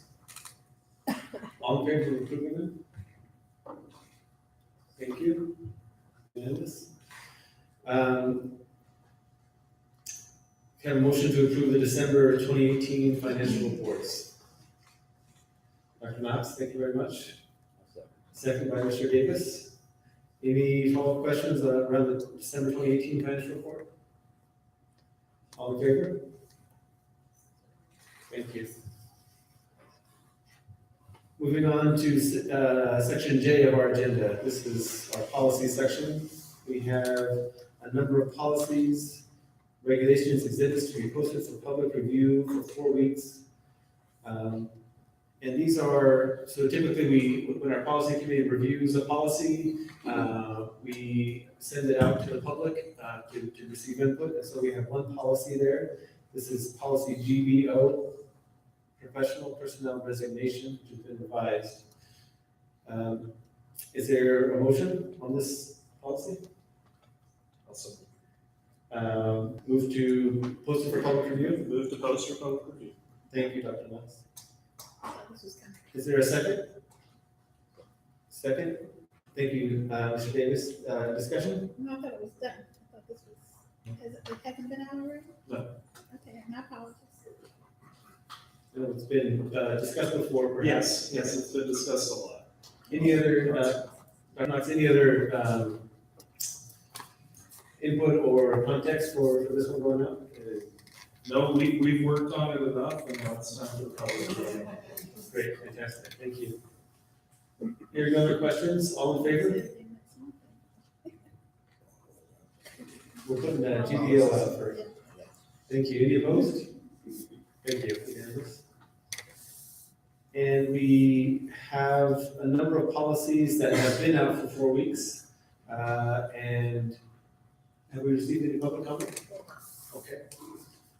I will read through this list of policies and exhibits that have been out for comment. This is policy GAEB, harassment, exhibit GAEB-E1, exhibit GAEB-E2, exhibit GAEB-E3, regulation GAEB-R1, policy GAF, policy GAMA, regulation GAMA-R1, policy GBD, policy GBKA, regulation GBKA-R1, policy GBT, policy JAA, exhibit JAAE1, exhibit JAAE2, exhibit JAAE3, and regulation JAAR1.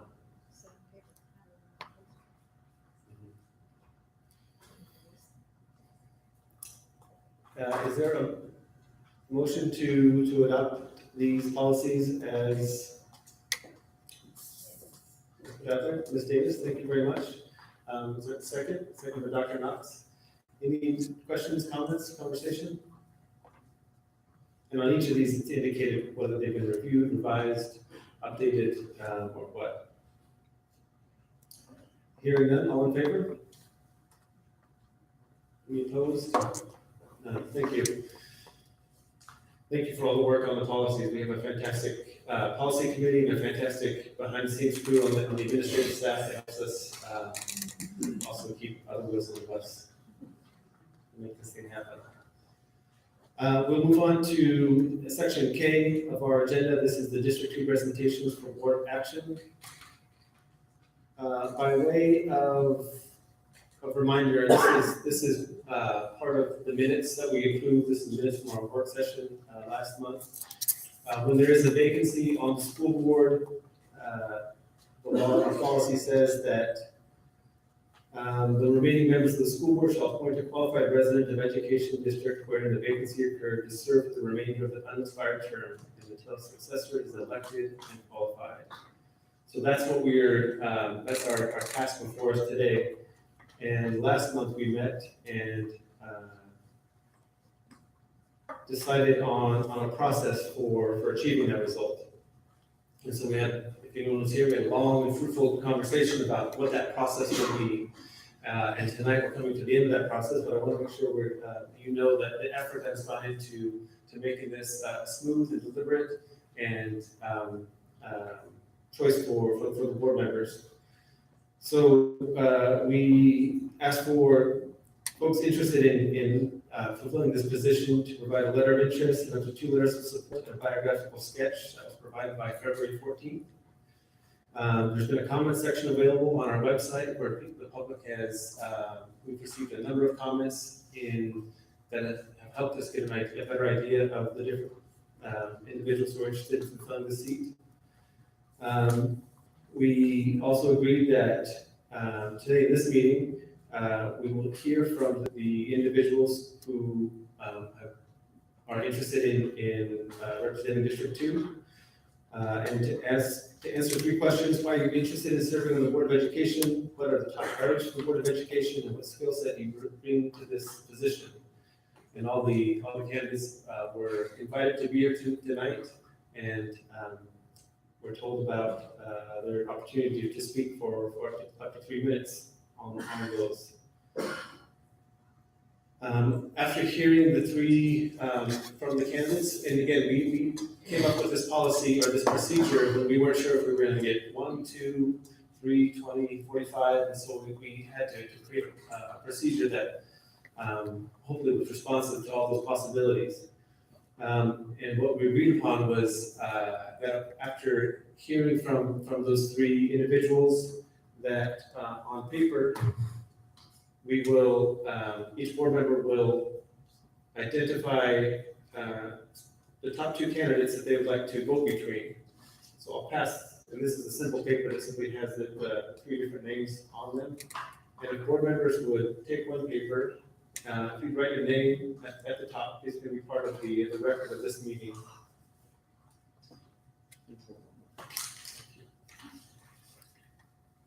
And then after these papers get filled out, what I'll do is I'll collect them and identify the 2 individuals that the board would like to vote between.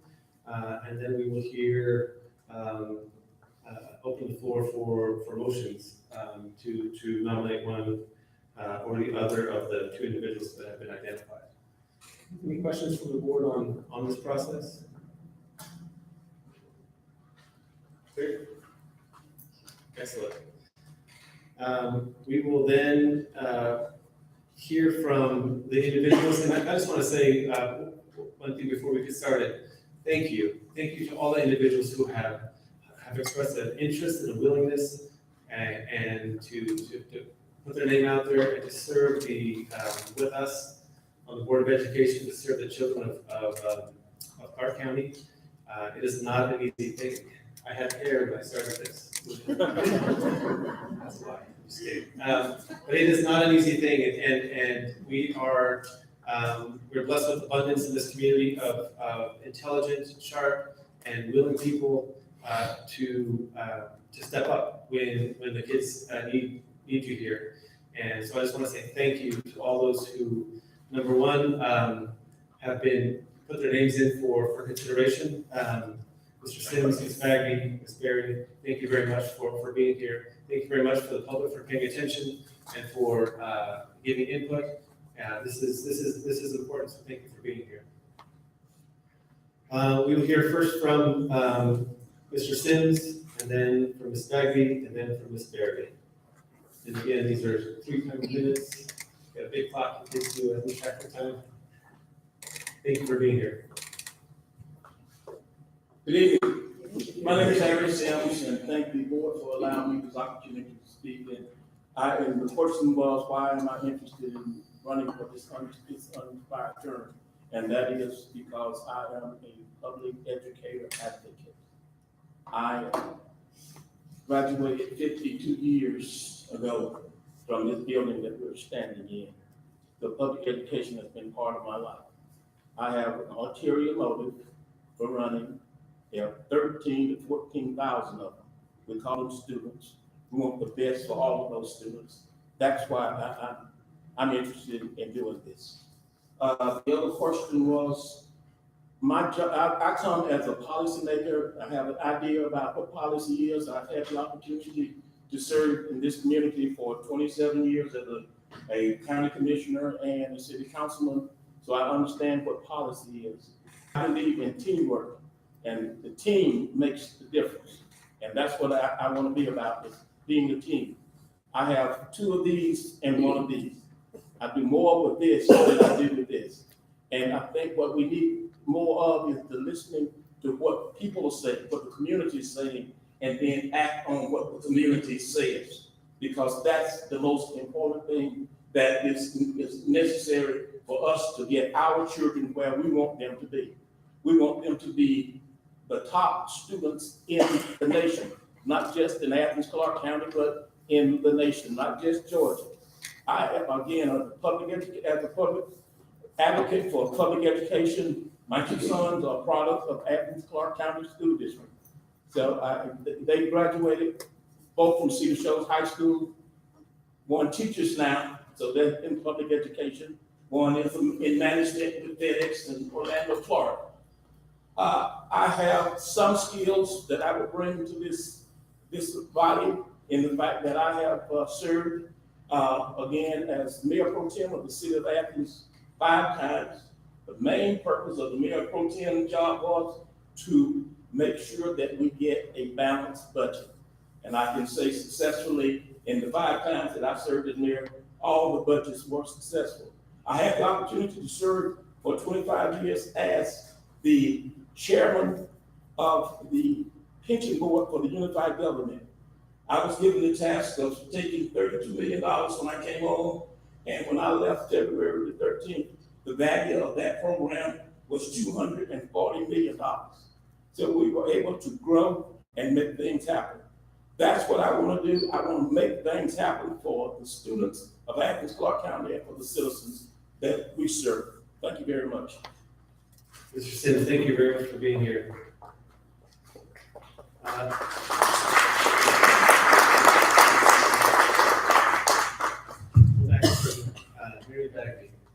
Mary P. Bagby, to the board and to the people.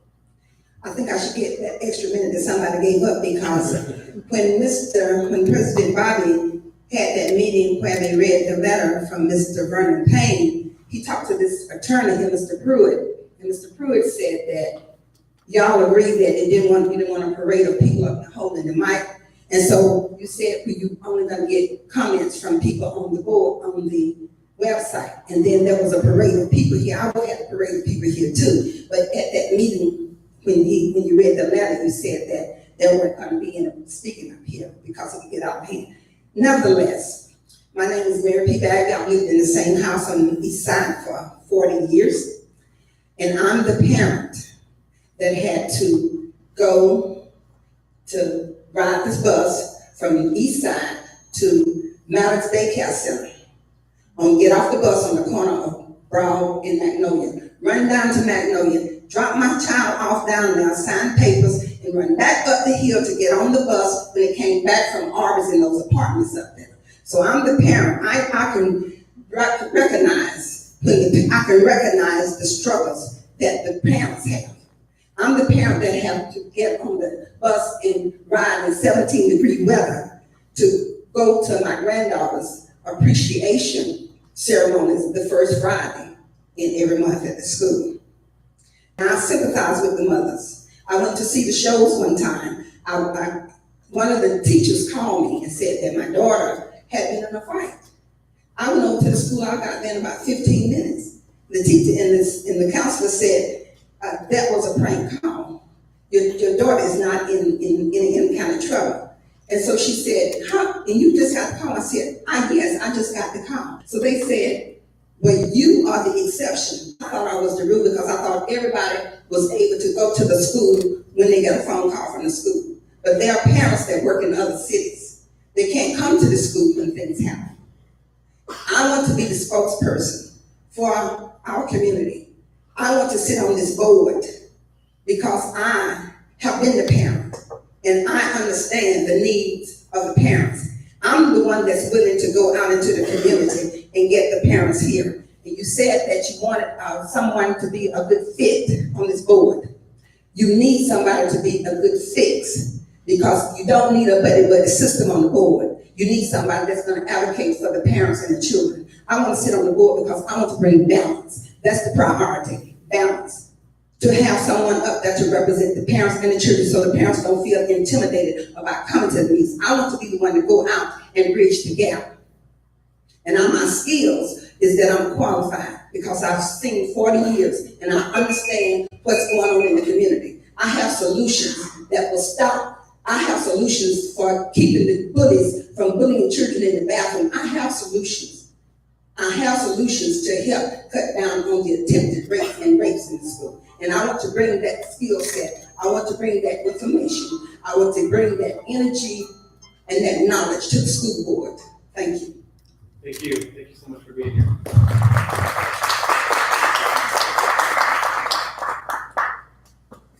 Finally, we'll hear from Francis Berry.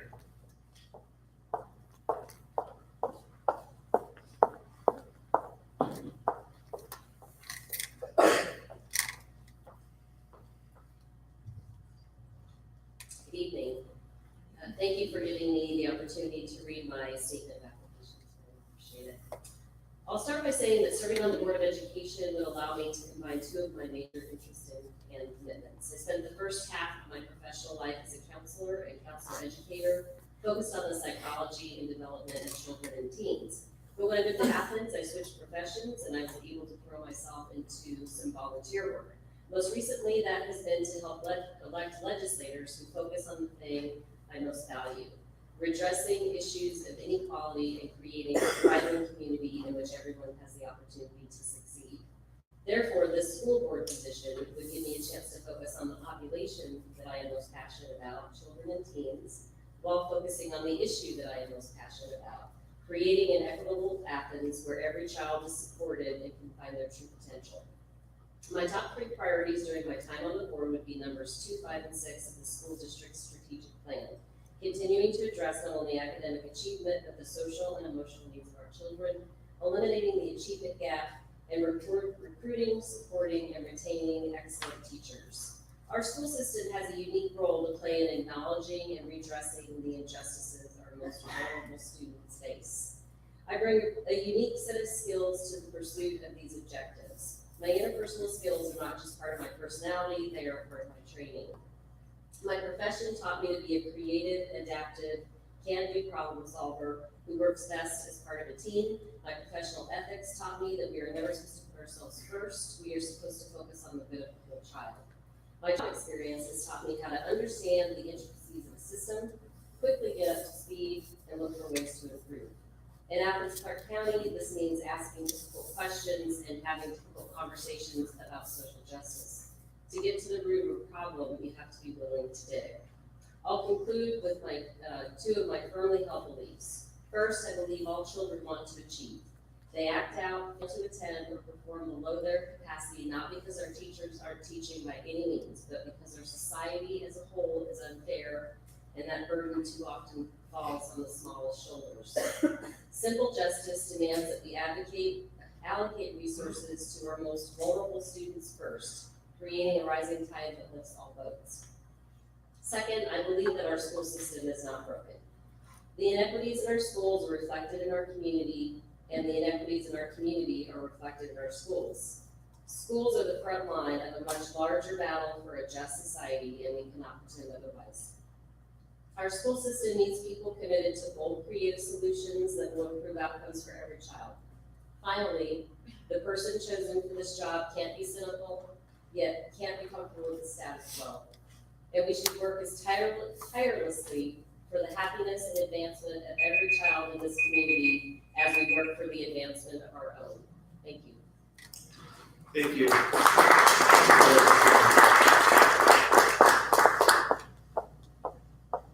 And thank you again for all the folks who showed up tonight. Board members, you have this paper in front of you. If you will, make sure your name is on there for the public record, and select 2 individuals from that list that you'd like to vote between.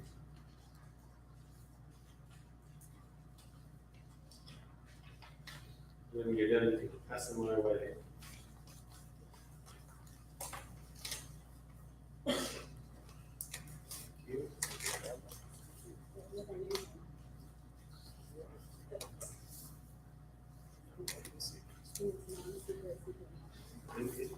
wants to gather around, they're welcome to make sure I count correctly.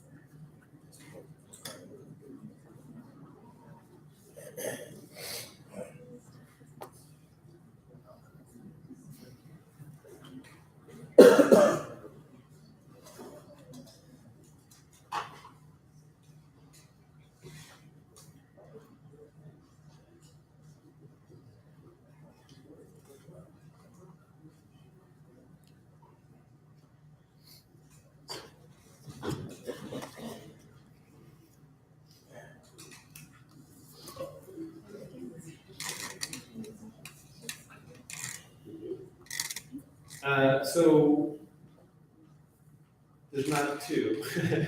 Okay, but we don't have two that emerged with a majority of votes to move on to the next round. So what we can do is try again. It's a good thing Dr. Means good for people for us.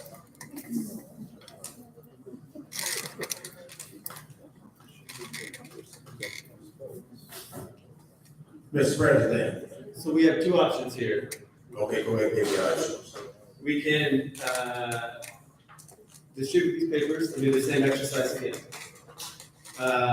In order to get to two that we can then vote between.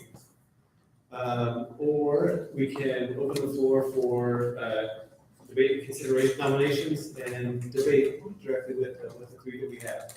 And again, this is within the purview of the board to make this decision. And Mr. Pruitt, will you make sure we don't do anything we shouldn't do? I understand it's still within our purview, is that correct? Well, when you do it about balance, then yes, you do limit the majority of the words. What we were discussing is how it's not Eight people with two votes. Two votes each. Two votes each. So this, because this is not to select the person to sit on the seat, this is to select two people to choose between.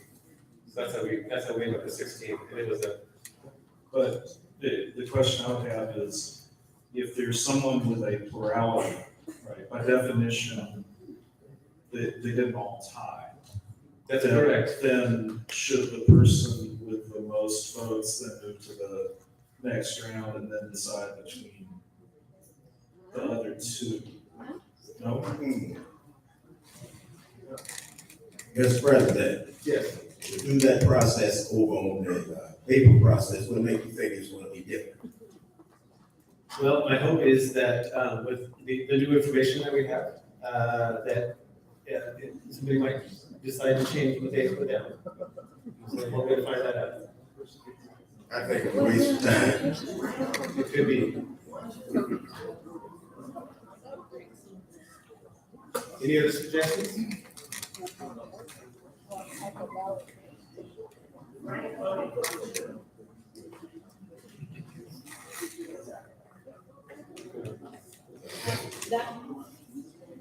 Yes, sir, please. Mr. President, you have a few options as a board. One option is you can vote again on the paper ballot. The second is you can open the floor for nominations, and then from that point, the board can have a discussion regarding candidates who are nominated. It will then allow you to have a dialogue among the 8 board members to make your final decision. Right. So those are two options. And even though, and this is why we're checking with council, even though that we specified that we would get down to 2 with the paper, there's nothing to say that we can't just go ahead and open the floor to conversation and discussion. Well, you made an attempt to narrow it down to 2, and you weren't successful, which is okay. But you are following the process. But Nominations procedure would be the voting process. And I want to make sure the board feels comfortable with that. Is there a preference to do that rather than do the papers again? I prefer the nomination procedure. Again, thank you. I'm not sure if this is, according to protocol, but, might be, do all of the board members know what the results are, or is that public information, or do we? It will certainly be public because it's part of our record. In the effort to identify 2 people to vote between, Ms. Mary Bagby received 5 votes, Dr. Francis Berry received 6 votes, and Mr. Harry Sims received 5 votes. Grand total of 16. I wonder about the efficacy of my prayers. So I hear from Ms. Davis, if she feel comfortable opening the floor to discussion in terms of the process. We have strong feelings around opening the floor to discussion and nominations versus paper. Davis, do you have something to add to that? No, that's okay. No, well, I just hate to vary from what we've planned, and so I'm kind of mulling over whether or not we should try it one more time. I guess that would be my suggestion. Your input? I think that biases our vote if we go back through this process again. So I think that it would be equitable and fair to open the floor to nominations and act on those nominations.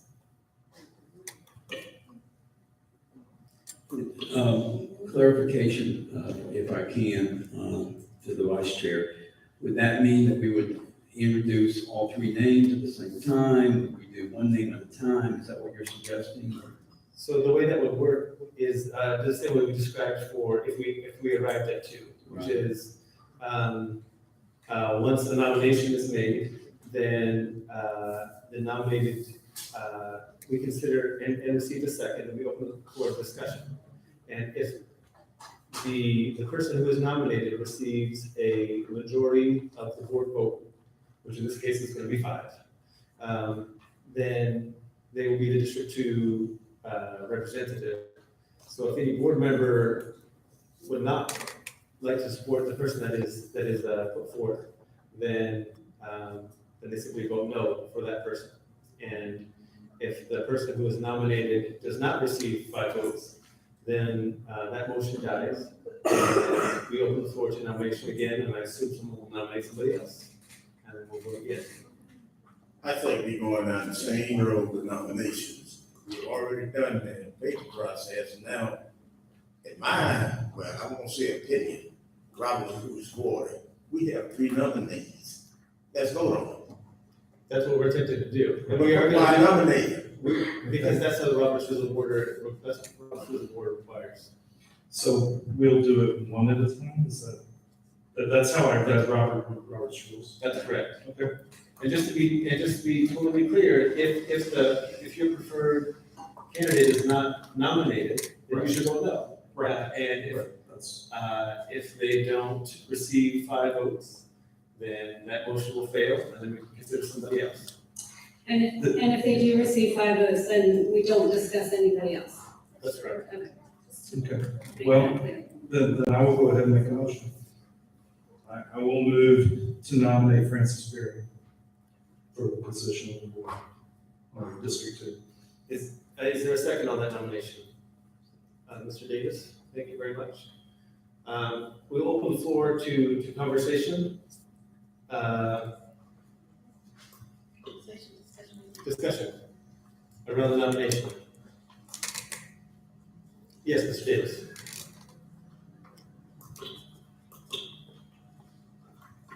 Sorry, Mr. Davis, before you start, I want to make sure that the board knows that everyone will have an opportunity to express why they vote the way they vote. And if you would like to express that before we take a vote, that's fine. If you want to express that after we take a vote, that's fine too.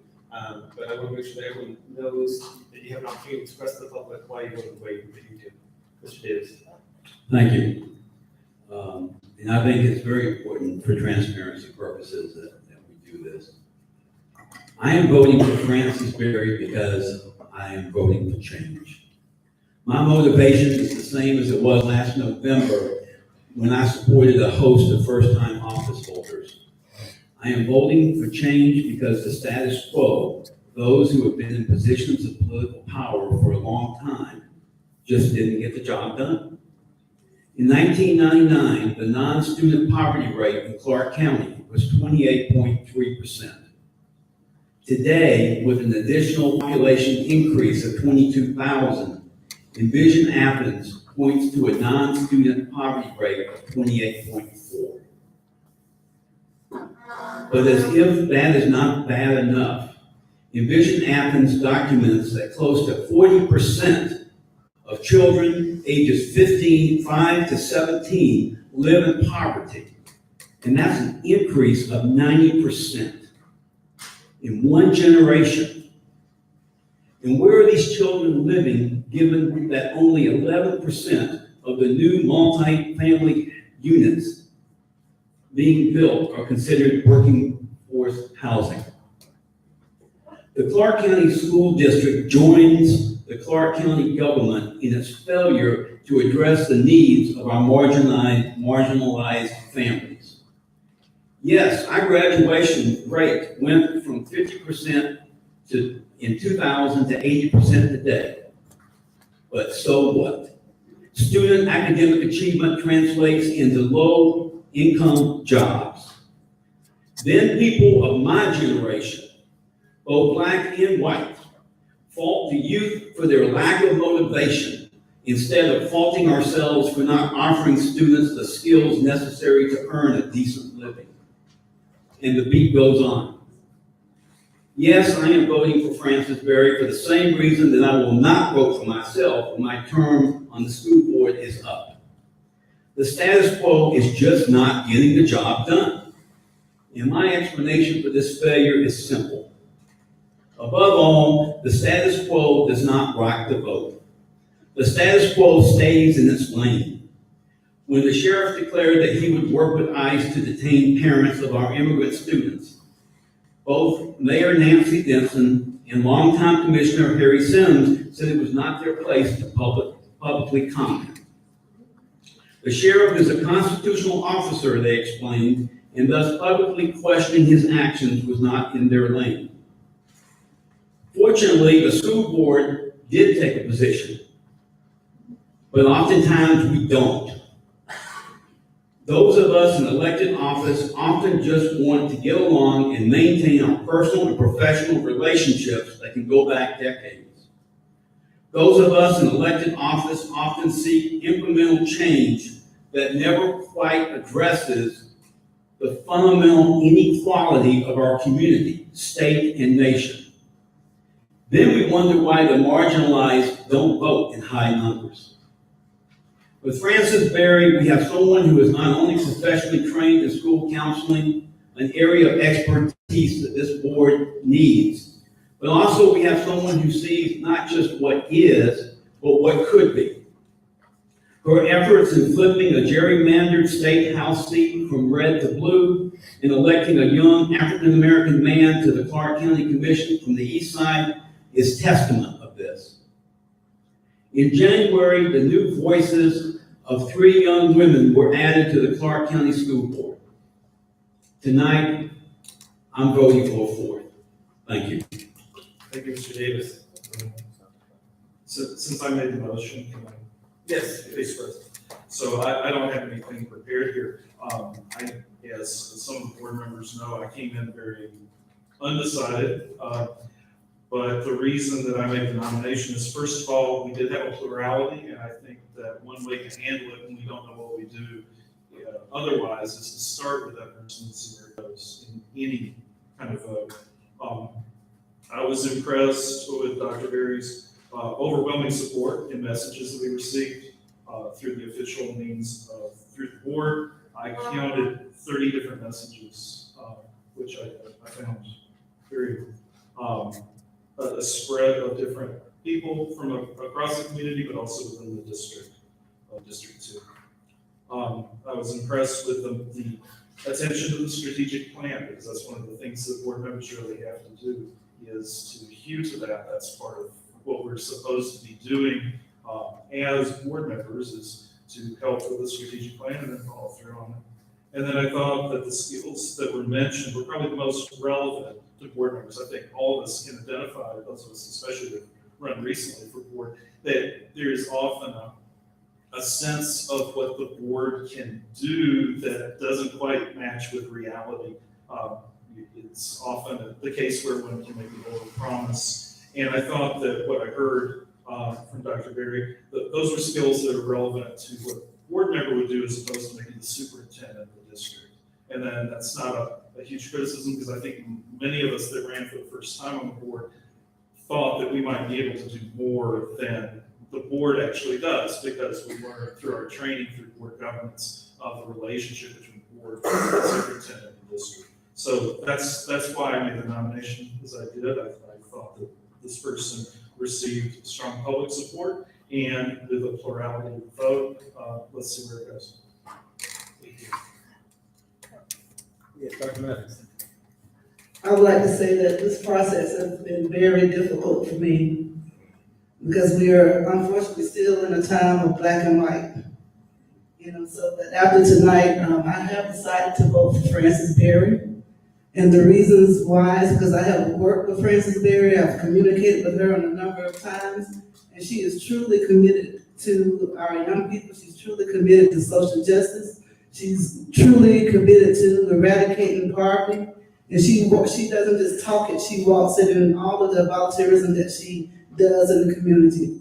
And so I've chosen to go that way, and although it was very challenging for me, and there will be other times there will be challenging votes. But as I took this position, I vowed to do the best that I could for the students in this district.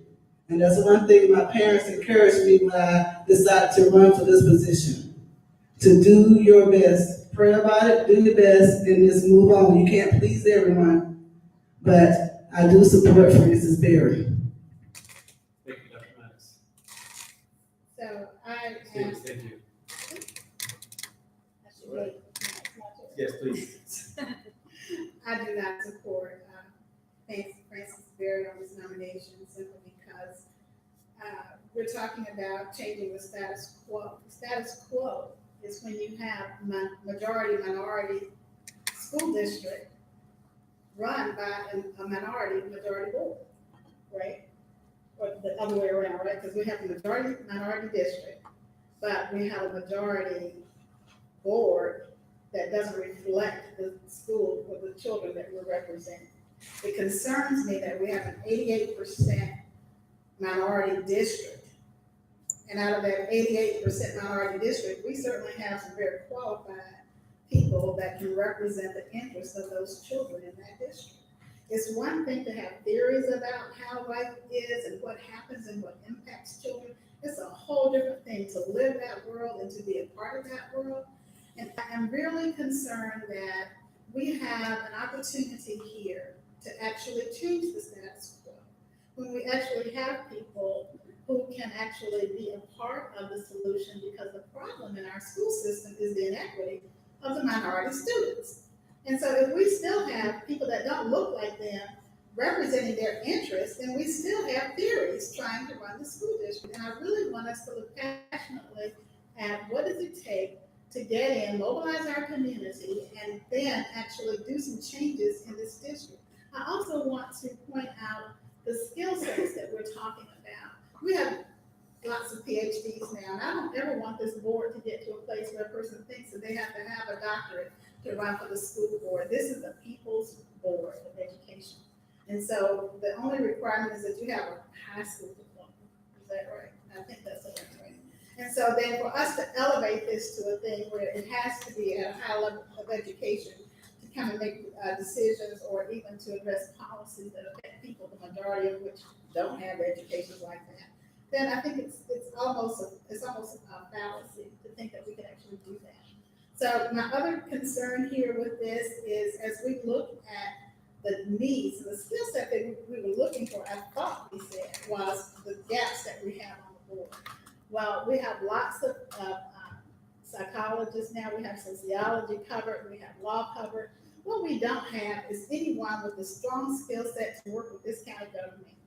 This government has treated this school system as if we are stepchildren, in my opinion, that we do not have even the common sense to do what we have to do or need to do to provide for the children in this district. We don't even get to make decisions about the property that we own without extraordinary pressure coming from another government agency.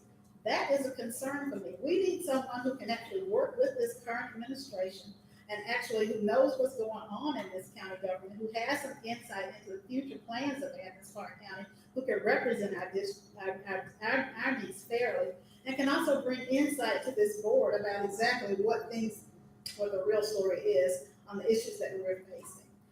That is as much as I wrote down, because I too didn't come prepared to make a speech about anything other than to say that the children of this district deserve representation from someone who relates to them, the majority of the students here.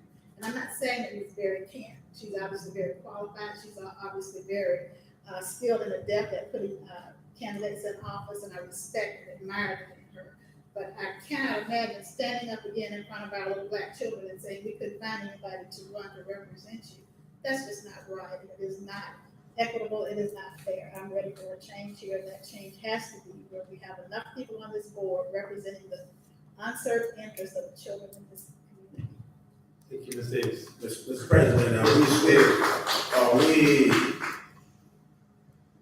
is it okay to make another nomination now? Are we still discussing the? We're discussing the nomination on the floor, President. Okay, well, let me just say. Mr. President, the board's free to engage if you like, but I want to speak out to clarify. If you want to follow Robert's rules and look at section 46, the 11th edition, what you're doing now, as I understand, is taking nominations from the floor. Right. You take all nominations, get the nominations closed. There you go. Right. Then you have a choice to vote by ballot or roll call vote. So then I nominate Harrison. You have a nomination over here. This is not the process we discussed. This is my concern. But you don't go by the process, you go by Robert Rules of Order. We are following Robert's. No, you got to go by what the legal counsel just said. You have all of the nominations made, and then you close the nominations on the said names. You can't make up your own Robert Rules of Order. We are following Robert's rules of order with regard to motion on the floor. Well, let's get what the legal counsel just said. But there's more than one way to come to a decision with Robert's rules of order. I think what we're talking about is a different way to come to a decision.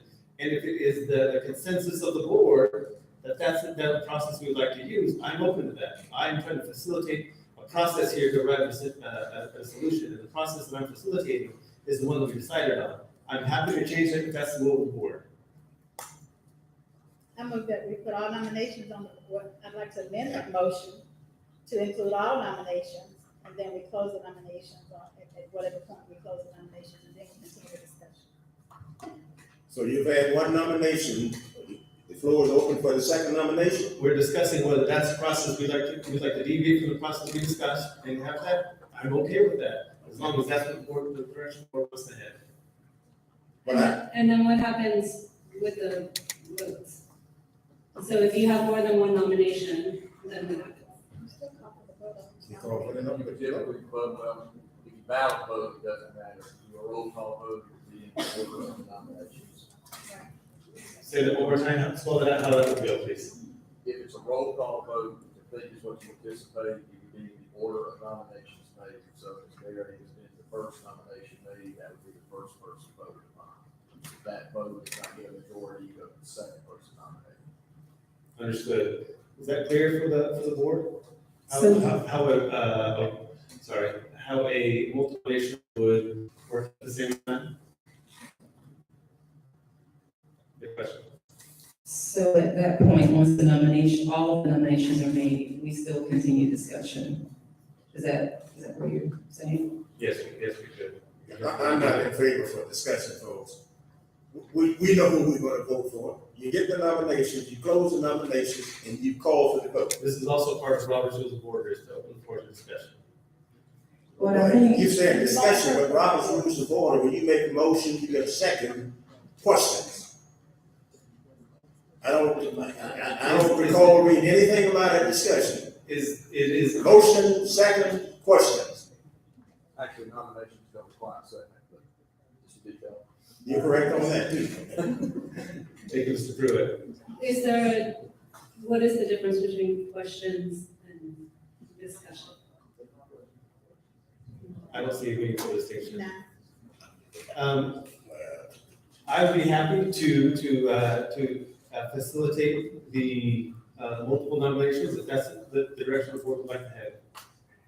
You've had one nomination, you open the floor for the second nomination? Well, I'm only okay doing that as long as there's an opportunity for other people who haven't shared. Yes. Yeah.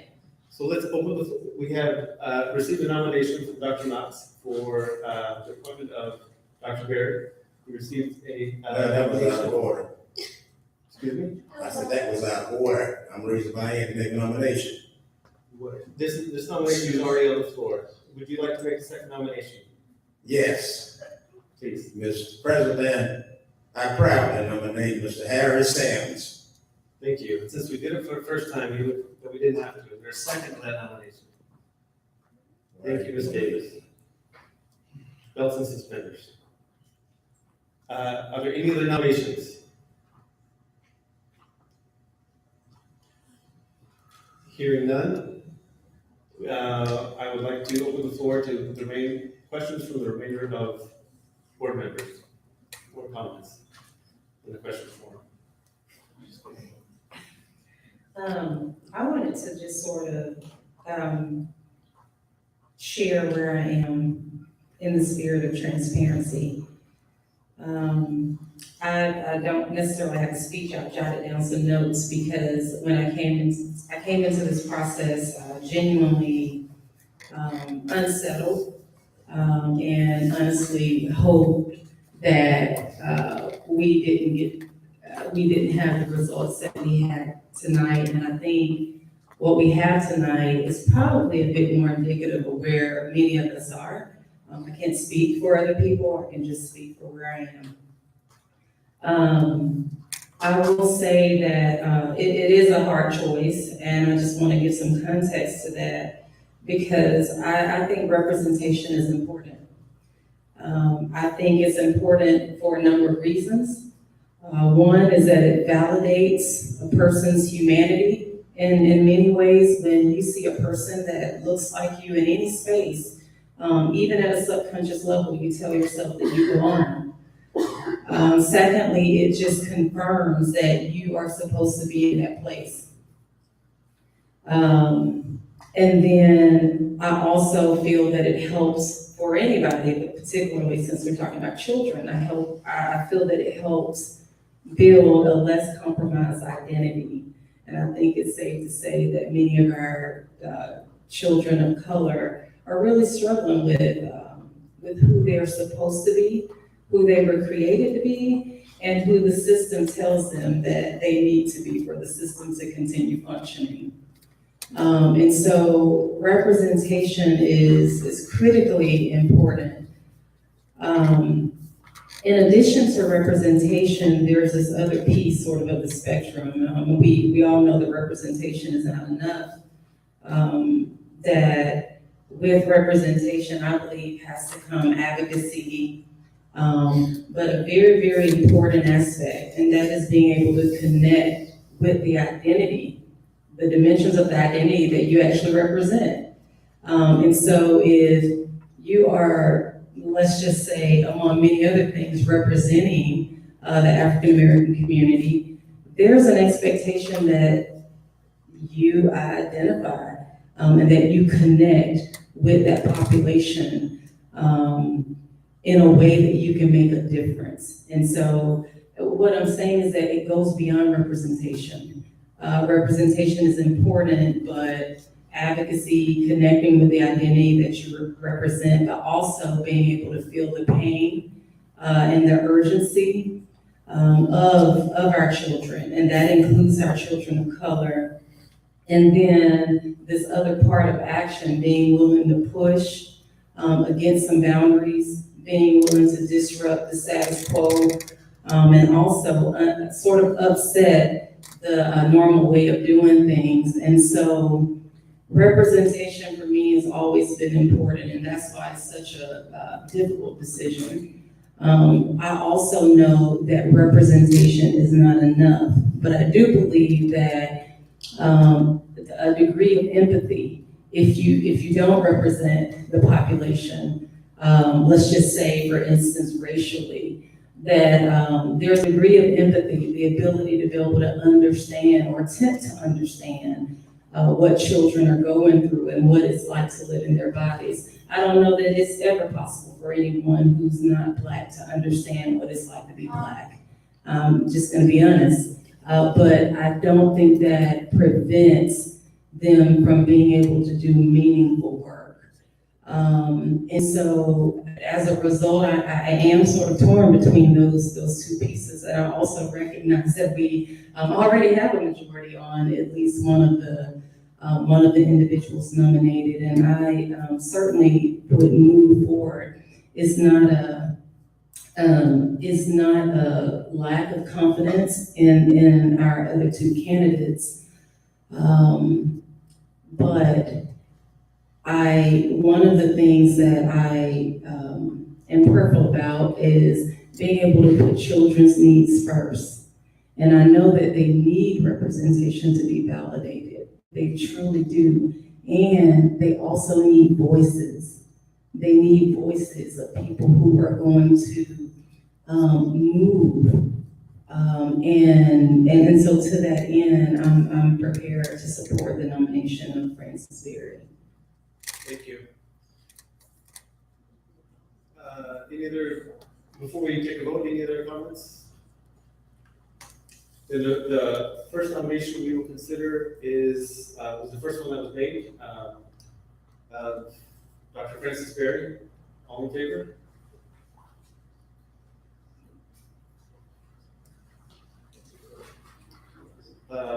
Any opposed? So the nomination carries. And again, thank you very much for everyone who has expressed interest and support for this process. It's difficult. If it was not clear, let me tell you, it is difficult. And we are excited about our new colleague on the board. I just wanted to explain my vote, since that's not something I did before we took a vote. I just think it's a fantastic opportunity for new leadership and somebody with children in the district, having my own children in the district, creates a level of connection that I think is fantastic. Anybody else want to explain the vote? Have a chance? Yes. I'll just say something short because I don't really have a voice. I just wanted to say that I did not know who I was going to vote for. I don't know any of the candidates personally, which perhaps made it more difficult or perhaps made it a little easier. I didn't have a personal connection.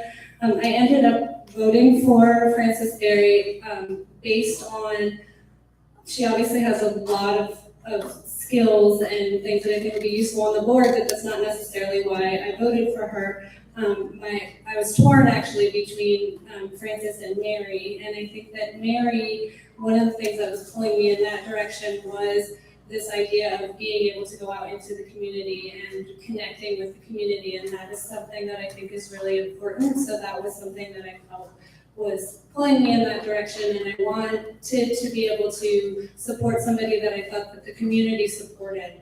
And so one of the major reasons that I ended up voting for Frances was because she did have a lot of community support, and not necessarily the people that spoke up today. And again, community support from across the community. And I tried to discount the people that, not discount, but not put as much weight on the people that don't live in her district, because I really did want to try to do what I thought the people in District 2 wanted. Thank you. I have one comment to make, and I'm not gonna give a campaign speech. Thank you. Be brief. I've heard people on this board say, and putting pressure on Dr. Means and the Human Resource Department, we need more teachers to look like our children. I'm echoing what Ms. Linda Davis said. And we had an opportunity to do that tonight. See, and it's not about race, and I'm gonna be honest with you. We need to stop bringing up race and saying African Americans or whatever in these boards meetings. I can tell you it got us in trouble several years ago. And we had to pay out $650,000 GSBA threat to cancel our insurance. You need to quit it, folks. We're being recorded, and if anyone asks me, I'm gonna tell you, that's a whistleblower law, but you're looking at the whistleblower. Thank you, Mr. Worthy. I'm gonna tell you, I'm not going through that again. We are, yes, Ms. Matthews. It is so true. I do believe that we need more African American teachers in our district. But I will just defer back to Dr. Gant's comment. I mean, she said exactly as I felt it. And so, and many times, unfortunately, in this community, it is about black and white. And until we can begin to discuss that and start biting the elephant one piece at a time, we're not going to grow no matter who we put on the board or any other places in this district. I'm all about Amen. We are ready to move on to the next section of our agenda. Here's the opening for our superintendent's report. Well, thanks. Thank you, Mr. Blackie, board member.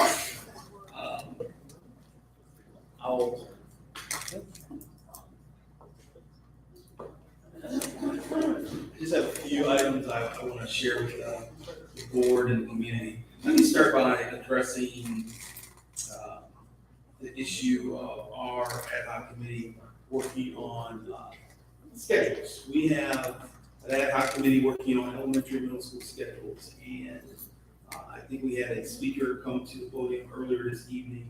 I met with that community member on January 30th. The following week, which was a Tuesday, I met with our elementary principals. The schedule that I referenced with that citizen during our meeting it's going to usher in change.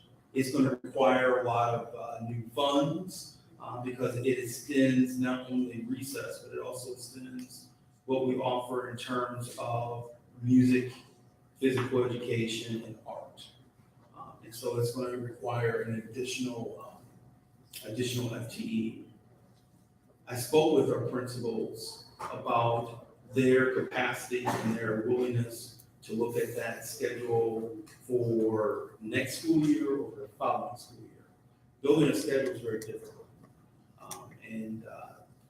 After reviewing the pros and cons of the schedule, our elementary school principals said they would prefer to try to implement it for next year if we can finalize the times, work with our transportation team, and I see Mr. Weaver's here, to make sure that can occur and happen. And then finally, if we have the money. So I think, it was referenced earlier this evening that we were looking at the 2020-2021 school year. That was being conservative and with the mindset of let's do it well and do it right. But our principals made the statement that they're willing to explore the work if we can afford it, and if we can find the money with fiscal year 20 to make it happen. I'm hoping that when we present our fiscal year 20 budget to the board and the community in April, that it will include a proposal to expand and look at our elementary schedule differently. I wanted to address that statement because our principals are doing amazing work, and they're willing to take on the heavy lift. Typically, district administrators, they come up with new ideas and they ask schools to implement it right away. And sometimes when you try to implement it right away, you don't do it well. And so I wanted to engage our principals and get their perspective on if they were willing to do this really in a good manner. Their willingness to say yes is, I think, is a testimony to their commitment to trying to make this work. I want to give special recognition to Dr. Jennifer Scott and Dr. Luther McDaniel. I've charged the two of them in building some model schedules to see if this schedule that I constructed would even work. And it works, but it works with increased staffing. Because when you increase staffing in the areas of art, music, and physical education, it does a couple things. One, I believe it allows us to address the whole child and teach the whole child. So often we put so much instructional time on kids. I want to try to create a schedule where the young people can have more time to be creative from a cognitive standpoint. But it will also create an opportunity for classroom teachers to have more time to collaborate with one another. Because if the students are in specials in art, music, and physical education, that will allow the grade level teams to actually work together and collaborate and look at their work in a different way. So I want to address that first. The second item I wanted to share with you, and I have a couple of slides somewhere. Thank you. I just wanted to talk about what we are trying to accomplish here in the school system. So often you hear about all the different initiatives that we're focusing on and working on. But when you look at our instructional promise, if you remember at the beginning of the school year, we used the terminology and we shared the story that we have 2,288 days to educate a child between their kindergarten year and their 12th grade year. It's not a lot of time when you think about instructional time. And so as a school system, we have to have a framework for how we're trying to accomplish the work. And so I wanted to share with you, if you look at the Venn diagram there of, we want to have collaboration that's data-driven. We want to have staff members who believe that they can teach children regardless of their economic or social status. And that's what collective efficacy means. And that they're willing to set goals based on the data of the students. That we have teachers who are going to consistently analyze the performance of students. That we have staff that's focused on the social emotional learning and growth of our students. And finally, staff members who are focused on highly effective instructional strategies. In other words, it just can't be worksheets. It can't simply be group work. You have to have highly effective instructional strategies. And the overlay of all of this is, are we advocating for equity? And are we looking at the disaggregation of data? And sometimes that's uncomfortable. And candidly, we've talked a little bit about race this evening. It's difficult to talk about the performance of certain groups of students when you see it historically over time where those students are underperforming. And you have to have a conversation with the community of saying, so what are we going to do radically different? Not a little different, but radically different. And so this is the framework that we're trying to implement in the school system. I'm pleased to say that teachers and staff members are recognizing that we're not asking them to do all 5 things. But we are requesting that schools identify where's their strong point, what are they doing well, and then what are they not doing well. I've been meeting with principals, and I've been asking the question, so what's your strong suit as a school? And even when a principal says, well, I think we really have highly effective instructional strategies, my next question will always be, so what systems and processes do you have in place that will guarantee that instructional strategy is happening in every classroom? And what's happening as these conversations are happening across the district is that people are saying, when you put it in those terms, I don't have a system. So when we talk about change, when we talk about being radically different, this is what we're trying to implement. Because ultimately, if I can't guarantee to a parent that the instruction that's happening in classroom A is going to happen in classroom D, then that's an issue of equity. I like to talk about it all the time, but it's not fair for a certain group of parents to be able to go to one another and navigate through the social network to say, so what teacher should I request of the principal this year? It shouldn't be based on who you know or what social network you know, but we have an obligation as a school system to provide high quality instruction in every classroom.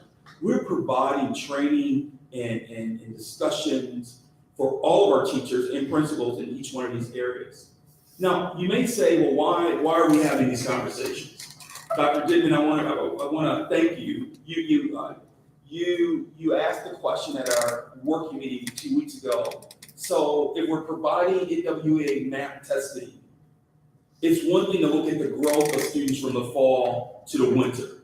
It's another to look at those scores and make a prediction of how students will perform on Georgia milestones. And so I wanted to share this data with not only the board, but the entire community. What you'll see here is the overall prediction of what our students did and how they performed on the MAP scores in winter, and how that translates to what we could predict their milestone scores would be this April and May. If you're in the red, that's an area that you don't want to be in. If you're in the yellow, it shows that you have at least 30 to 39% of your students in an area where they would be proficient. Green is 40 to 49%, and blue is 50% or above. Since we do milestone testing in grades 3, grades 3rd, 4th, and 5th, you see the performance in both ELA and math. Unfortunately, you don't see a lot of yellow, green, and blue. So when we talk about why we are asking our staff to build their capacity, when we talk about being radically different and having teachers with the disposition and the capacity to build and do this work, it's because of this information. Board members, I emailed to you this evening, then a demographic breakdown, a disaggregated breakdown of how our students are doing based on racial groups or special education identification or gifted identification. And again, depending on the certain student group you are in, you're very red. And if you are a student of a certain racial group, you're not red. You can also see, even from the socioeconomic breakdown of these elementary schools, certain schools are very green, yellow, and blue, and others are all bright red. Here's our middle school performance.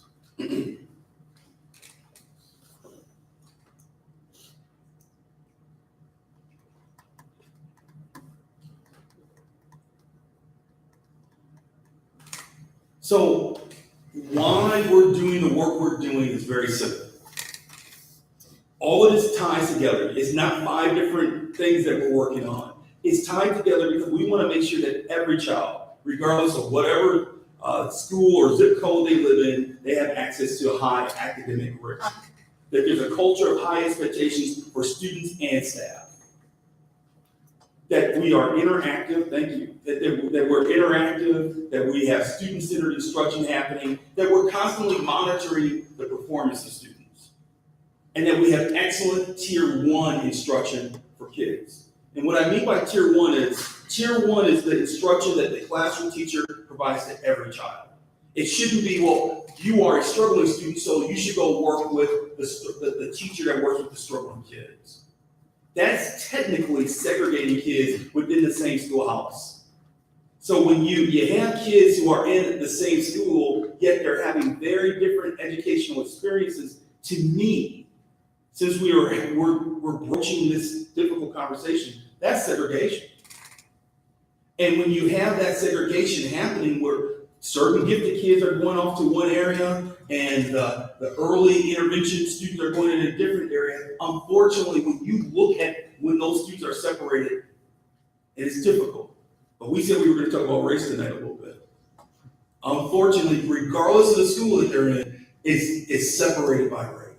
And so the kids who are the gifted kids, they typically look and they're part of a certain racial group. And the kids who are part of the EIP groups and the special ed groups, they look a certain way, and they are part of a certain racial group. Dr. Richard Welch, who's in the audience this evening, and he's been here, has been doing some research for us that we want to share with you later this spring. He identified that Black boys represent 49% of all the discipline in this school system. Yet they represent 25% of the total population. Double. Black boys who are in special education represent about 6% of the overall student population in this district. Yet they represent over 20% of all the discipline. So we talked a lot tonight about change and the need for coming together as a community and the work we have to do. Please know that once we get past what happened this evening and we have a full 9-member board, it's going to be rare for me. I haven't had that in a while. But we have a lot of work to do. And I'm so proud of our staff. They've embraced this work. They understand that this is our focus, that we're not deviating from it. That we're building a lot of professional learning around this work. One example is that we had Dr. Richard Milner, proclaimed author, come in this Monday to work with 3 of our elementary schools. And I want to highlight these folks and conclude on this note. It's our 3 highest achieving elementary schools. Those principals said, we understand that we're performing well, yet we need to dig into equity discussions and discussions of our own race just as much as anyone else. And so they're leaders. It's the principals and the faculty that Timothy Road, Chase, and Farrell. Those 3 faculties came together and they said, we're gonna tackle this. And they said they were gonna tackle it for a disturbing reason. When they looked at their data, when it was disaggregated, while in the aggregate, those schools are performing well, when you look at how Black kids are performing in those schools, it's just as bad as the schools that were in all red for those kids. And so I want to point that out to you because that has nothing to do with socioeconomics in those 3 schools. Because the kids typically in those schools, they are on the same par socially, economically as the rest of their peers. Timothy Road is probably the best example.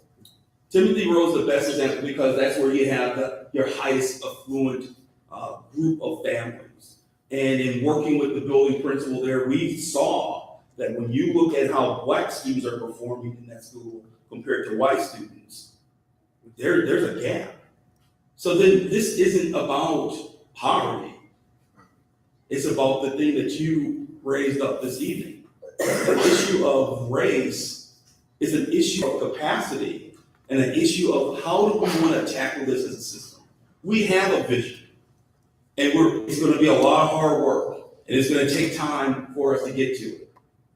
But I wanted to share with the board, I wanted to share with the community, this is the work that we're focusing on. It's a lot of hard work. We didn't get here overnight. We're not going to change it overnight. But please know you have a faculty, you have a leadership team with the principals, our district team. We're anxious to get going and continue to work with the board to make this work happen. I'll take any questions. Thank you. If there's any. Any questions for Dr. Meeks? I have two. Yes. Actually, my first one was a comment, and I just wanted to be clear that I liked the presentation of growth that you showed us before. I don't want you to think that I wanted to see the milestone scores. I just wanted to make sure that I think looking at growth is really important and I prefer it. But if we are ultimately going to look at milestones as a measure, then I just wanted to make sure that we were tracking that as well. Just wanted to go on record as saying. And then the other thing I wanted to ask was, as you mentioned, that when you pull people out either for gifted or for special services, then it is segregated, and that is not equity. But I wanted to make sure that if we're not pulling people out, that we are still doing what we need to do to make sure that each student gets what they need. And that is more, I think, for the ones who need the extra help. And so if we're not pulling them out to give them extra help, I just wanted to make sure that they were still getting the help that they need. There's a lot of different ways we can serve students. It's a really great common question.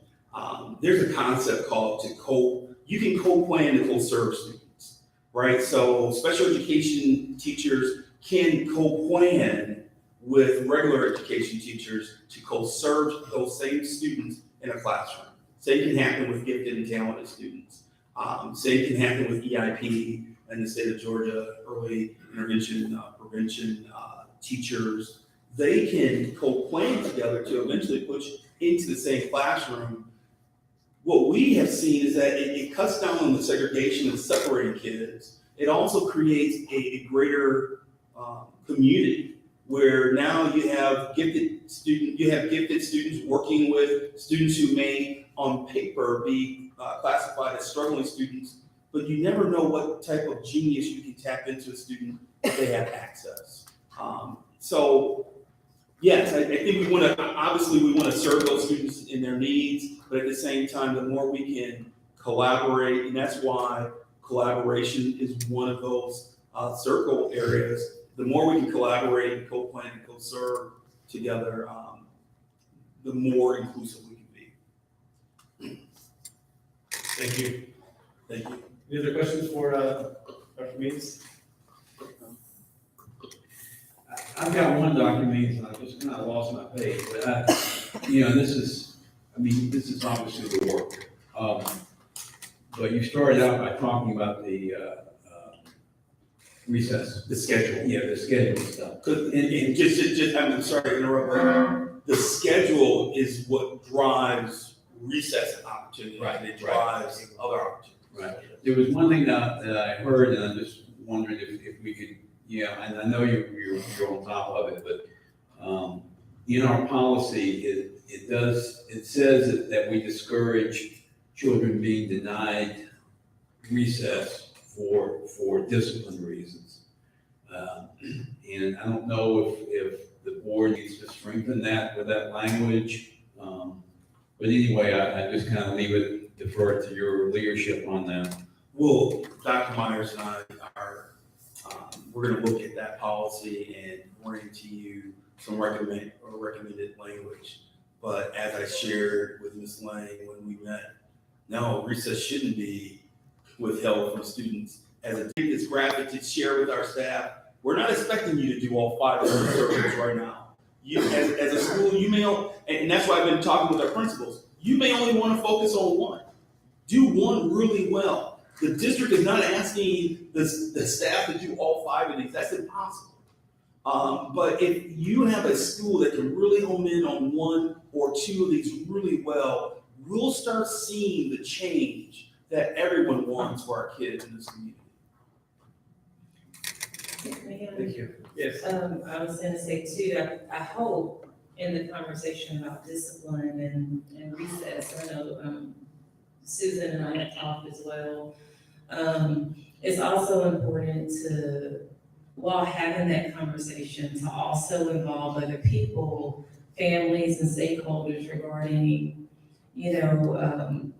just how they see play, what they see the purpose of play is, the temperatures. I know that was one of the things that she mentioned. How are all of these ideas about play formed by culture? But there's another piece too, I think, when we talk about recess and discipline, is that you also have to have the conversation and include teachers and help identify solutions. I don't think that any teacher takes recess because they wake up that morning and are like, I think I'm gonna take recess. But sometimes you have 30 kids in your class or 20 and you're stressed for time, and there are not a lot of options for those students that may be disrupted and need recess, but also need some additional help. And so there are some cases where I think teachers end up using that because it's the tool that they have, not because deep down inside, they're trying to deprive students. So I just think as we, have that conversation, we also have to have conversations around what tools and what support do teachers realistically have to, one, manage their classrooms and do some preventative work, but then also some intervening when necessary that doesn't include, taking recess. So part of our fiscal year 20 forecast that we'll continue to build out in the next few weeks. When I was a principal, if you did in a drastic situation have to take away recess, I would hope that there's some type of SEL professional that's working with the child to build their capacity. And in those rare instances, I have found that the child eventually forgets that they lost recess, because that professional, be it a counselor or a social worker or a behavioral specialist, someone is actually sitting down with them and talking through how can you modify your behavior. But what we try to stay away from is to say, student A, you misbehaved, sit in the office for 30 minutes. That no one wins there. The staff members who are supposed to supervise that student, they're now doing a second job.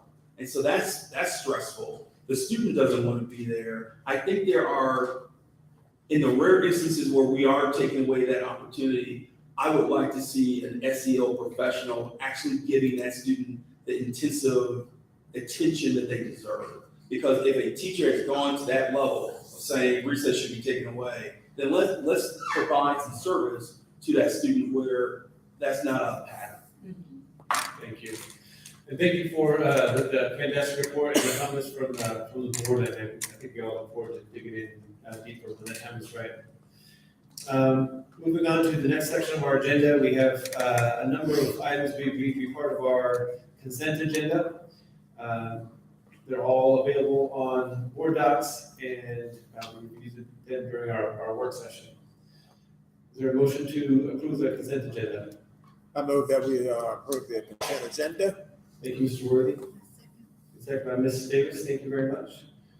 All in favor? Thank you.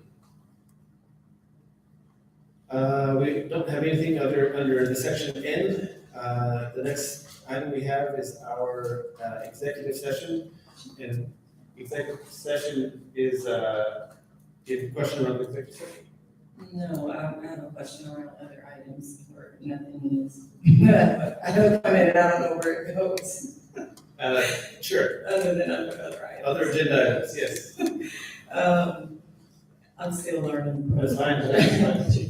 But I wasn't sure when to mention this, and I try to take notes inside of here of the community's comments early on. think that's important for us to keep that in mind. But I wanted to follow up on a couple of the comments, just for us to, they're related to things that we either talked about or will be talking about. Just, I look forward to hearing what you say. As a general matter, we don't typically respond to engage with back and forth on things that people raise. If there are issues that we need to discuss, I think what we do is typically find the right channel to have the most productive conversation. So if folks are raising issues around the management of the school, we typically pass that through to our superintendent who manages the schools. If there are issues around policy, we think through policy committee and our process for that. So I don't want to squelch at all what you want to talk about, but there are avenues for exploring everything that was discussed that the public brings to us. With that prelude, you're welcome to share whatever you'd like as a board member. Thank you. Sure. I just wanted to highlight, earlier, I know there was a comment made about working with local partners and continuing to do that. I'm still learning a lot, but I did want to highlight highlight that comment and also highlight the fact that we have a lot of local partners. We have a lot of nonprofits in Clark County that are doing great work. And I think at some point we have to have the conversation about how do we work with all partners, not just one or two or three or four. So I wanted to sort of highlight that so that it would be public record. Secondly, related to Dr. Means' presentation, but then also related to our earlier conversation, the idea of race. I know that this is it's not popular, but I do want to say that I think in Athens, there's some deep racial things that will always find their way into our conversations. And so I just wanted to acknowledge that. It was mentioned, and I know we're going to have a lot of just tough decisions to make and things like that, and but that there is fear around someone being called. Let's see, I think the quote was that race being brought up or called race. They're racist. There is some privilege in that, and I just wanted to highlight that because there are times that we'll talk about very tough issues where individuals of color don't have the privilege to back away from those conversations. And so just wanted to sort of highlight that without going back and forth, but just it's been here, it's put in the atmosphere, and I just wanted to respond to that. Thank you. Point of order here. I think that, again, that's a very complex and a complicated conversation for us to have. And so even this kind of open comment on that leaves us with nothing, no place to actually put that. So I'd like for us to get back onto the agenda and move into executive session. I move that we go to executive session. Very quickly, as a general matter, we will find ways to address these things that are not typically in our public meeting off the cuff, because it does. You're right. It does end up getting into a back and forth along the end of the conversation. If there is, we are moving on. Do you have something to add, Dr. Meeks? I do, Mr. President, board members. I noticed that letter P is after letter O, and I think we could accomplish the personnel recommendations and then move into executive session.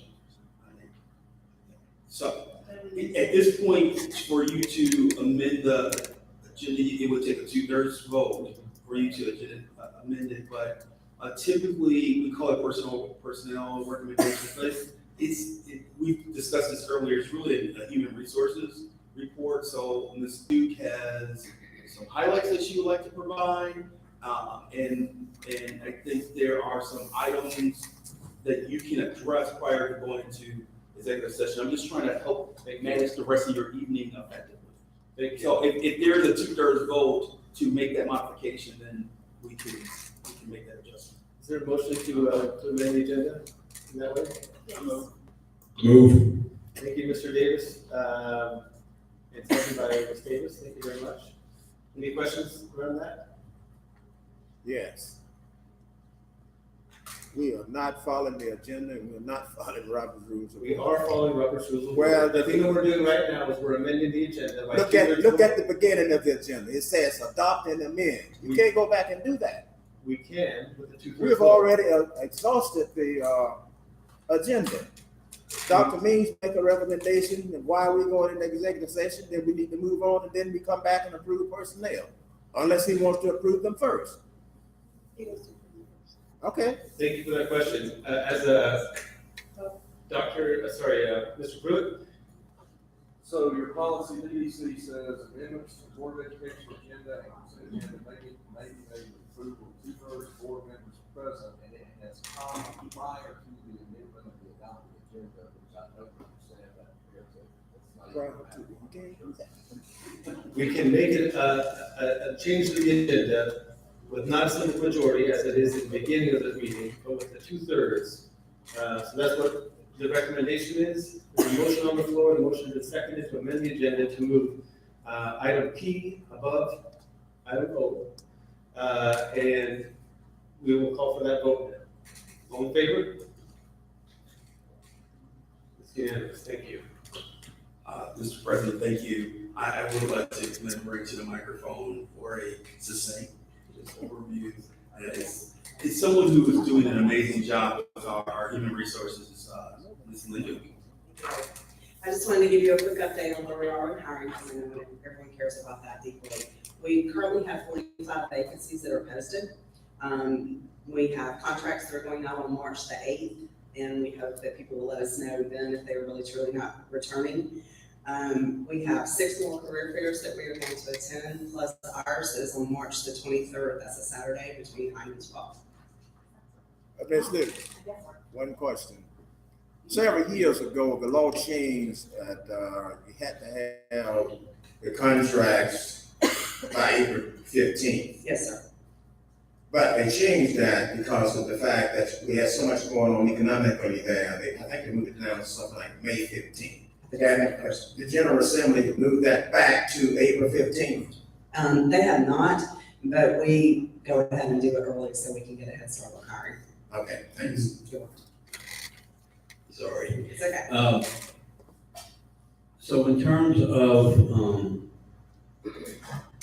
when we go to career fairs, what are we able to, we obviously take names and numbers and pass out information, or at this point, we're not, are we at the point or we're not at the point right now to say,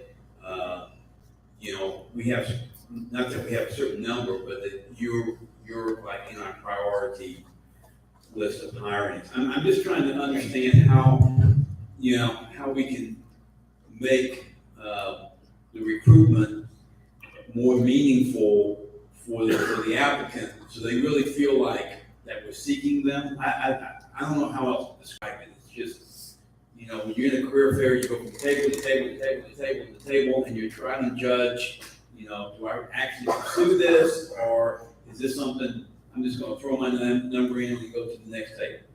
It is quite competitive. There are a lot of voices in the room that are trying to get those great teachers that are walking through.